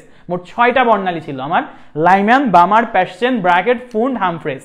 সো এটা হচ্ছে হাইড্রোজেন পরমাণুর 6টা বর্ণালী। এটা নিয়েও কোশ্চিন আছে। এটা নিয়েও কি কোশ্চিন আছে তোমাদের? এরকমও সোজা একটা কোশ্চিন দিতে পারে, সেটা হচ্ছে এরকম একটা সোজা কোশ্চিন দিতে পারে, হাইড্রোজেন পরমাণু বর্ণালীগুলোর নাম লিখতে দিতে পারে সিরিয়ালি, লাইম্যান, বামার, প্যাসচেন, ব্র্যাকেট, ফুন্ড, হামফ্রেস। এর মধ্যে লাইম্যান যে অঞ্চলটা ছিল, লাইম্যান ছিল হচ্ছে ইউভি অঞ্চলে। লাইম্যানের যে সিরিজটা এটা ছিল হচ্ছে ইউভি, অতিবেগুনি অঞ্চলে। বামার যে অঞ্চলটা ছিল এটা ছিল আমাদের হচ্ছে দৃশ্যমান বা ভিজিবল অঞ্চলে। এটা এমসিকিউ এর মধ্যে অনেকবার আসছে যে আমাদের দৃশ্যমান অঞ্চলে কোন হচ্ছে হাইড্রোজেন বর্ণালীটির বা সিরিজটি তৈরি হয়, সেটা হচ্ছে বামার। ঠিক আছে, আচ্ছা, আর বাকিগুলো যে লাইম্যান, বামার, প্যাসচেন, ব্র্যাকেট, ফুন্ড আর হামফ্রেস,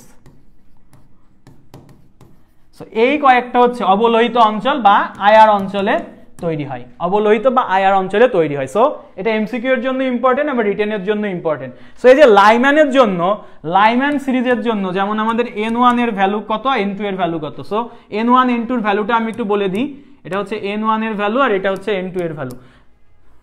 সো N1 এর ভ্যালু, N2 এর ভ্যালু একটু ছড়াই লিখি, তাহলে আমার জন্য বেটার হয়। এটা N1, এটা N2।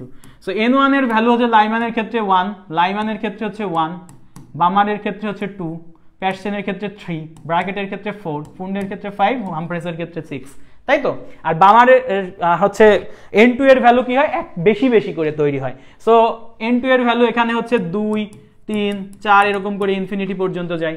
বামারের ক্ষেত্রে N2 এর ভ্যালু 3 থেকে শুরু হয়, প্যাসচেনের ক্ষেত্রে হচ্ছে আমাদের 4 থেকে শুরু হয়, ব্র্যাকেটের ক্ষেত্রে 5 থেকে শুরু হয়, ফুন্ডের ক্ষেত্রে 6 থেকে শুরু হয়, হামফ্রেসের ক্ষেত্রে 7 থেকে শুরু হয়, ইনফিনিটি পর্যন্ত চলে যায়। সো এই হচ্ছে তোমাদের মোটামুটি ব্যাপার। এখন এইগুলো দিয়ে আমাদের একটা সমীকরণ আসে যেটার নাম হচ্ছে রিডবার্গ ইকুয়েশন বা রিডবার্গ সমীকরণ। ঠিক আছে, সো রিডবার্গ সমীকরণ। সো আমাদের সাথে হিমু আসছে সম্ভবত, বলতেছে ক্লিয়ার বস, ওকে, তোমার লেট হয়ে গেছে একটু, তারপরেও থাকো ক্লাসে, সমস্যা নেই। আচ্ছা, সো আমাদের একটা রিডবার্গ সমীকরণ আছে, রিডবার্গ সমীকরণ দিয়ে এই টাইপের কোশ্চেনগুলো আসতে পারে, ঠিক আছে? রিডবার্গ সমীকরণ দিয়ে কোন টাইপের কোশ্চেনগুলো আসতে পারে? এই টাইপের কোশ্চেনগুলো আসতে পারে যে হাইড্রোজেন পরমাণুর বামার সিরিজের ক্ষেত্রে সর্বনিম্ন তরঙ্গ সংখ্যা কত, সর্বোচ্চ শক্তি কত। মানে আমি একটা কনসেপ্ট তোমাকে শিখাই দিই, কয়েকটা সূত্র আছে।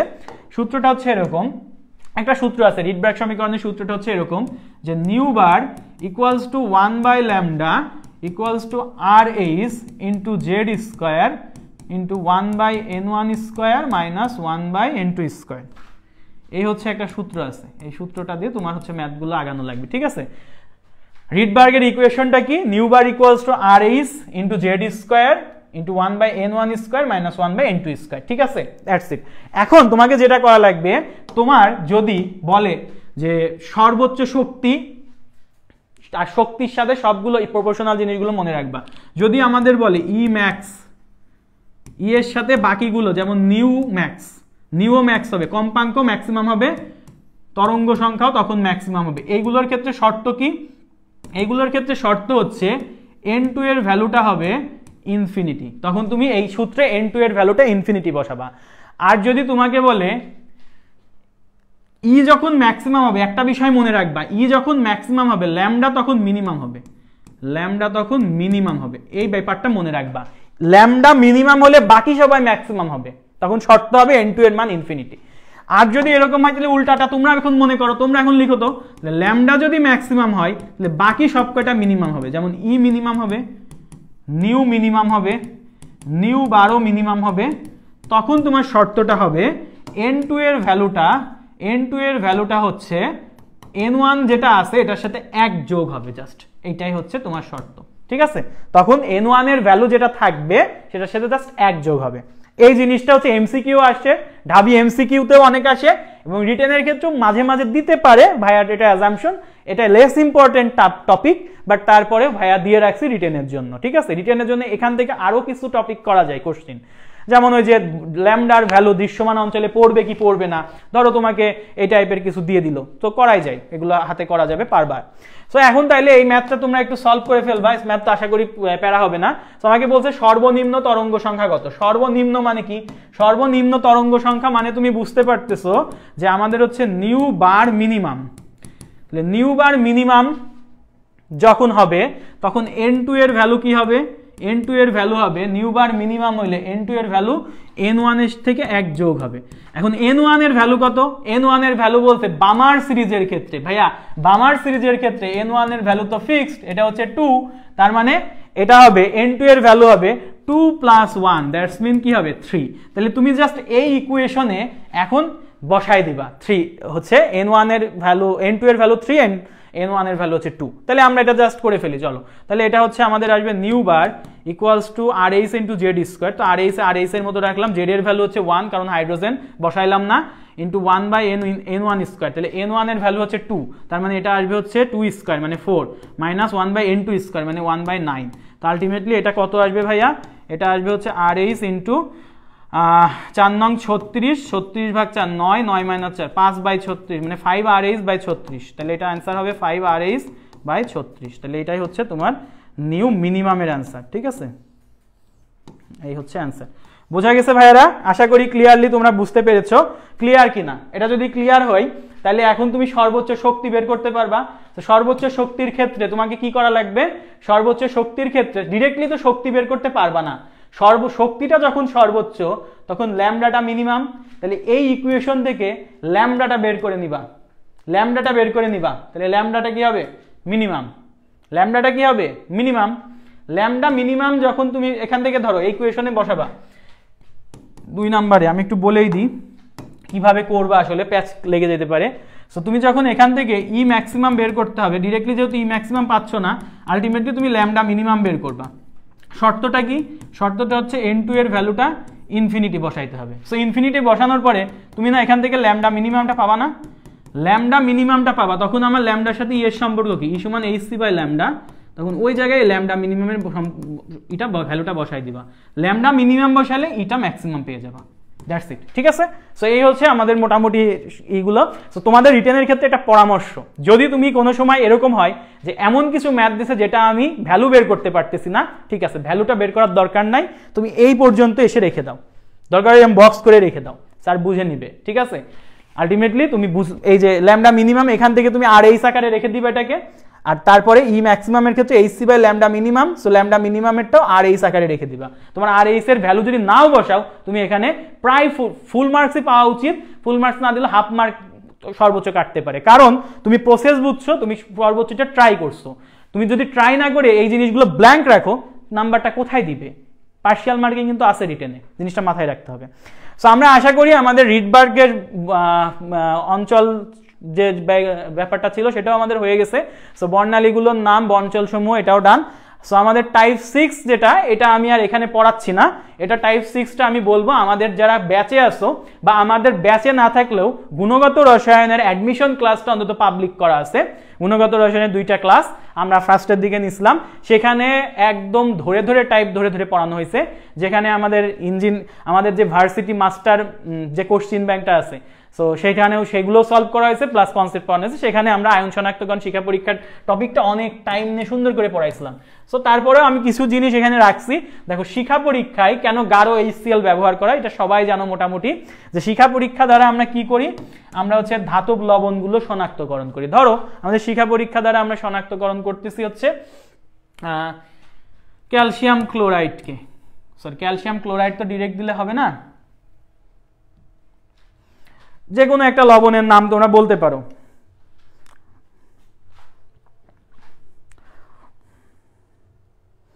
ক্যালসিয়াম ক্লোরাইডে আর আলটিমেটলি তৈরি হবে। জান্নাতি ইসলাম রাবেয়া, আসসালামু আলাইকুম। ওয়ালাইকুম আসসালাম। মনে হচ্ছে ম্যাথ স্যারের স্টুডিওতে এসে পড়ছে। ম্যাথ স্যার স্টুডিওতে আসে নাই এখনো, ম্যাথ স্যার আসবে কিনা এটা ম্যাথ স্যারকে জিজ্ঞাসা করবা। সময় থাকতে, হ্যাঁ বোঝাটা ইম্পর্টেন্ট, ওটাই। সীমা আক্তার বলতেছে সম্ভবত 25 ব্যাচ, বাট বুঝতে পারতেছো তুমি ক্লাসগুলো করতেছো, তোমার ইনশাল্লাহ এইগুলো নিয়ে প্যারা হবে না। কিন্তু যারা এখনো আসো 24 ব্যাচের বা রিটেন নিয়ে এখনো ঝামেলায় আসো, তারা অবশ্যই ক্লাসটা দেখতে পারো। ক্লাসটার মাধ্যমে আমরা ফার্স্টে হচ্ছে রিটেনের সাজেশন দিচ্ছি, সেকেন্ড হচ্ছে কোশ্চিনগুলো টাইপ ধরে ধরে সলভ করাই দিচ্ছি। এইগুলোই যে আসবে ব্যাপারটা এরকম না, বাট এই আঙ্গিকের কোশ্চিনই আশা করা যায় হবে, ঠিক আছে। বাট এইগুলো চলে আসতে পারে। ভাইয়ের কাছে মনে হচ্ছে যখন ভাইয়েরা এতদিন ধরে পড়াচ্ছি, ইনশাল্লাহ আসলে তো খারাপ না, এটাই। আসসালামু আলাইকুম বলছো জান্নাতি ইসলাম রাবেয়া, তুমি কত ব্যাচ একটু ভাইকে কাইন্ডলি জানাই দিও। তোমাকে ওয়েলকাম আজকের লাইভে, ফার্স্ট টাইম দেখা যাচ্ছে লাইভে, থ্যাংক ইউ ক্লাস করার জন্য। ওকে, সো শিক্ষা পরীক্ষায় কেন গাঢ় HCl ইউজ করা হয়? গাঢ় HCl ইউজ করলে যেটা হয়, তুমি ধরো এখানে একটা লবণ নিচ্ছ, সো লবণের সাথে যখন HCl এর বিক্রিয়া করবা, তখন এই জায়গায় ওই ধাতুর সাথে ক্লোরিনযুক্ত যৌগ তৈরি হয়ে যাবে। সো এখানে ধাতব ক্লোরাইড একটা যৌগ তৈরি হয়ে যায়, ঠিক আছে। সো ধাতব ক্লোরাইড একটা যৌগ যখন তৈরি হয়ে যায়, তখন আমরা বলি যে ধাতব ক্লোরাইড লবণগুলো হচ্ছে উদ্দায়ী টাইপের হয়। সো আমি যদি এখন একটা উদাহরণ দিই তোমাকে, তাহলে ব্যাপারটা আরো ভালোভাবে বুঝবা। সো উদাহরণটা এরকম হইতে পারে, শিক্ষা পরীক্ষার মাধ্যমে আমরা সোডিয়াম টোডিয়াম তো শনাক্ত করি। সো সোডিয়াম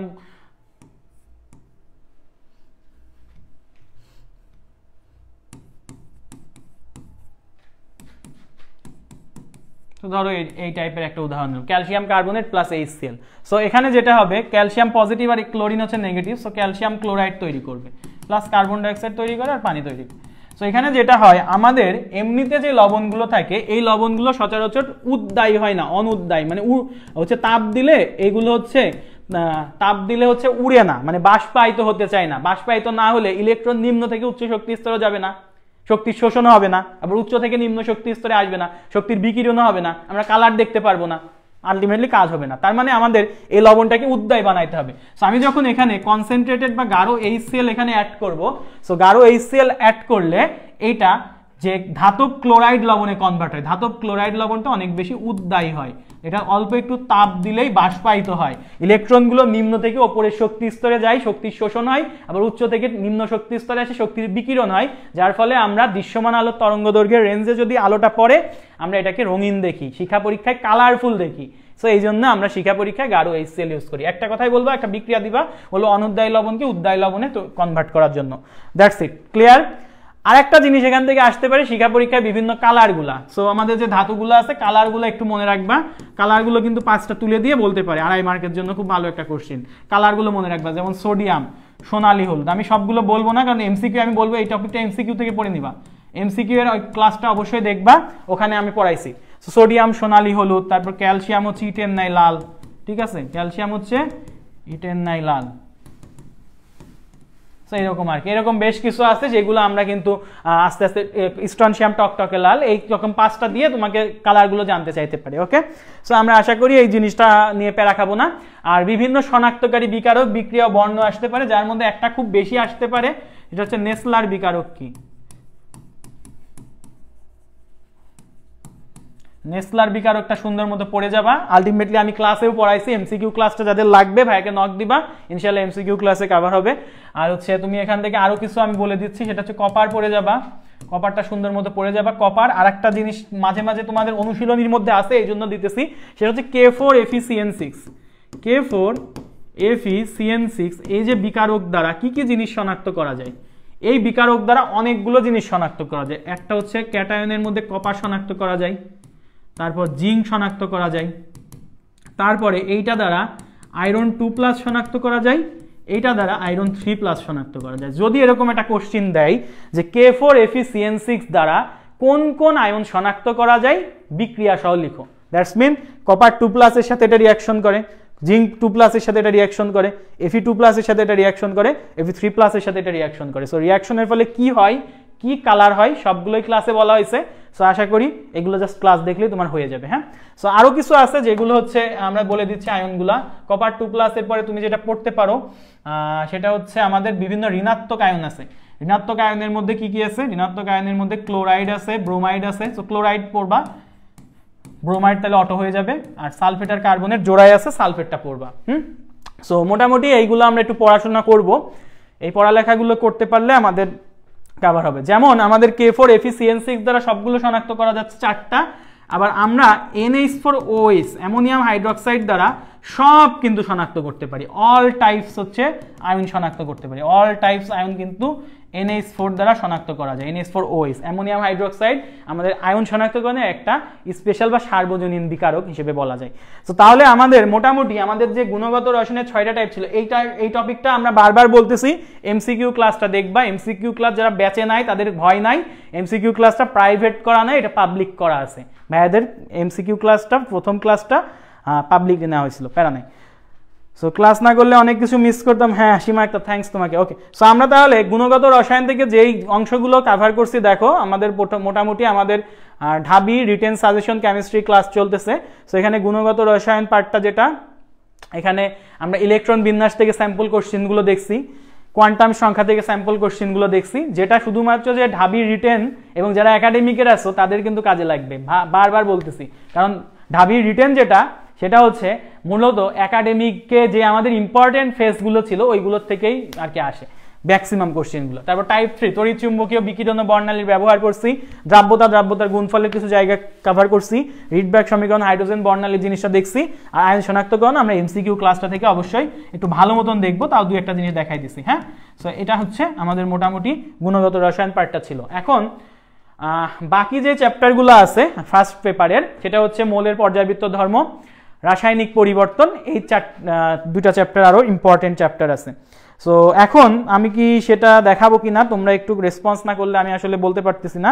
তোমরা যদি রেসপন্স করো তাহলে আমি হচ্ছে ক্লাসটা নিয়ে নিব, আর না হলে হচ্ছে আমি হয়তো সামনে কোনো একদিন আসলাম, না হলে পরবর্তীতে ব্যাচের ক্লাসে এটা চলে যাবে। সো ভাইয়াকে একটু জানাইতে পারো কি অবস্থা তোমাদের, সবাই আসো কিনা। আসলে এনগেজমেন্টটা অনেক কম, এনগেজমেন্ট কম হওয়াটা স্বাভাবিক, অনেকদিন পরে আমরা লাইভে আসছি, এটা ভাইয়াদের মেনে নিতে হবে। তারপরেও তোমাদের যদি প্রয়োজন থাকে আমি দেখাবো, আর প্রয়োজন না থাকলে আমরা হচ্ছে নেক্সট আরেকদিন হয়তো আসবো। স্যার সামনে এক্সাম, দোয়া করেন ইনশাআল্লাহ এক্সাম ভালো হবে। এক্সাম ভালো করার জন্য তোমাদেরকে একটা কথাই বলবো, যারা 25 ব্যাচ আছো, 26 ব্যাচ আছো, তাদেরকে বলবো ভাইয়া এই যে সাজেশন বইটা সিয়াম ভাইয়ার বের হয়েছে, সিয়াম ভাই এখানে একটা বাণী দিছে, বাণী একটু পড়ে শোনাই।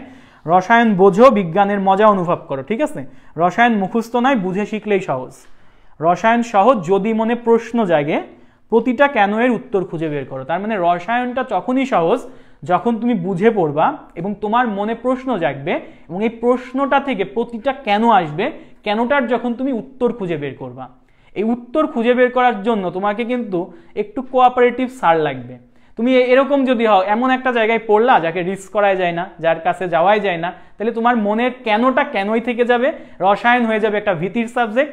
এই জিনিসটা থেকে বের হয়ে আসতে হবে তোমাদেরকে। আমরা কি করি, আমাদের একটা ব্যাচ রেডি করি, ব্যাচের মধ্যে যখনই তার প্রবলেম হয় ইনবক্সে চলে আসে, ইনবক্সে ভাইয়া যখনই ফ্রি থাকি অ্যান্সার দেওয়ার ট্রাই করি। স্টুডেন্ট বলে সেইও যে একটা বলে না, স্টুডেন্ট বলে একটা ডিস্টেন্স মেনটেন করো, ওইটা ভাইয়ারা করি না। আমরা স্টুডেন্টকে ফার্স্ট প্রায়োরিটি দিই, আমাদের ব্যস্ততার লাইফ বাদে বাকি সময়টা আমরা স্টুডেন্ট নিয়ে থাকি। সো তোমাদেরকে এই বইটা আমি খুব যত্ন নিয়ে বানাইছি। এই বইয়ের প্রাইস খুবই কম রাখা হয়েছে। তোমার মাশরাফি ভাইয়ের কাছে ডিটেলস জানতে চাইলে অবশ্যই অর্ডার করে ফেলতে পারো। সো এখানে যেটা করা হয়েছে আমি একটু বলি, আমাদের বইটাতে মূলত যে জিনিসটা প্রাধান্য দেওয়া হয়েছে সেটা হচ্ছে যাতে তোমরা মূলত এই যদি সাজেশনটা পড়ো, সাজেশনটা অনুযায়ী সিকোয়েন্স অনুযায়ী পড়ো, তোমার এমসিকিউ পার্টটা বাদে চিন্তা করো। এমসিকিউ এর জন্য আমাদের তো ওভারঅল সব পড়া লাগে। এমসিকিউ এর সাজেশন যারা দেয় এটা আসলে টাফ, বাট সিয়াম ভাইয়া দিতে পারে। সো এমসিকিউ বাদে সিকিউ যে পার্টটা আছে একদম 10 মার্ক করে, বাকি যে অংশ আছে 75 মার্কের মধ্যে 25 মার্ক এমসিকিউ বাদে 50 মার্ক থাকে। 50 মার্ক কিন্তু এখান থেকে ইনশাল্লাহ কমন আসা পসিবল। আমাদের কয়েকদিন আগে ক্লাসে এইটার হচ্ছে রিভিউ পড়ছে, রিভিউটা এরকম পড়ছে যে সামিয়া ফাইরোজ নামে একটা স্টুডেন্ট ছিল, সে জাস্ট পরীক্ষার আগের দিন এটার সফট কপি নিয়েছে, কারণ হার্ড কপিটা তখনও রেডি হয়েছিল না।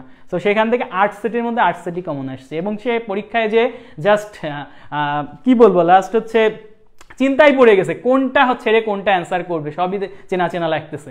সো দ্যাটস মিন তোমার সাজেশনটা অনেক ইম্পর্টেন্ট, সাজেশনটা অনেক গুছায় লেখা, না নিলে আসলে বুঝবা না। এবং এখানে মূলত ব্যাপারটা হচ্ছে জ্ঞানমূলক অনুধাবনমূলকের কোশ্চেনগুলো অ্যাড করা হয়েছে। এবং মূলত এখানে আর একটা ইন্টারেস্টিং ফ্যাক্ট হচ্ছে এখানে বিভিন্ন কিউআর কোড যেগুলো দেওয়া আছে, এই কিউআর কোডগুলো যদি তুমি স্ক্যান করে আমাদের গ্রুপে চলে যেতে পারবা, এবং এখান থেকে যেই তুমি যারা সাজেশনটা নিবা তাদের জন্য কিন্তু কম্প্যাক্ট ক্লাসের ব্যবস্থা করা হচ্ছে এই সাজেশনের উপর।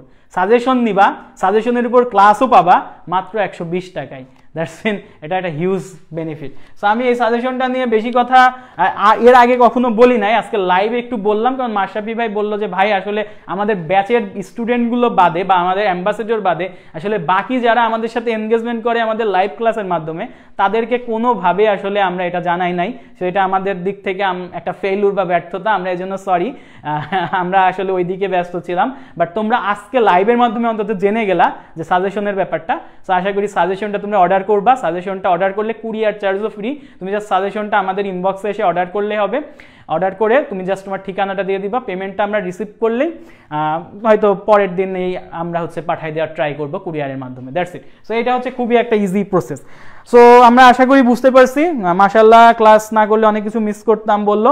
সো আমরা তাহলে আজকে এই পর্যন্ত রাখতেছি গুণগত রসায়ন। আমরা হচ্ছে মোলের পর্যায়বৃত্ত রাসায়নিক পরিবর্তন নিয়ে খুব দ্রুতই আর একটা ক্লাসে হাজির হব, এবং সব থেকে মজার যে ইন্টারেস্টিং পার্ট তোমাদের অর্গানিক কেমিস্ট্রি নিয়েও হাজির হব। সো তোমাদের এখন থেকে আমরা ট্রাই করব রেগুলার বেসিসে রিটেন ক্লাসগুলো নিয়ে রিটেনের প্যারা থেকে মুক্তি দেওয়ার, ইনশাআল্লাহ তাহলে আমাদের বাকিটা কভার হবে। সো আজকে আমরা তাহলে এই পর্যন্ত রাখতেছি, ঠিক আছে? গুণগত রসায়ন পার্টটাই আমরা কভার করলাম, কারণ তোমাদের এনগেজমেন্ট অনেক কম। বাকিটা আমরা যদি তোমাদের লাগে আমরা হচ্ছে আমাদের পাবলিক গ্রুপে আসলাম, নাইলে আমরা প্রাইভেট গ্রুপে ক্লাসগুলো আমরা রেকর্ড করে প্রোভাইড করে দিব, কারণ এখন আলটিমেটলি সবার এমসিকিউ পার্টের প্রিপারেশন মোটামুটি ডান।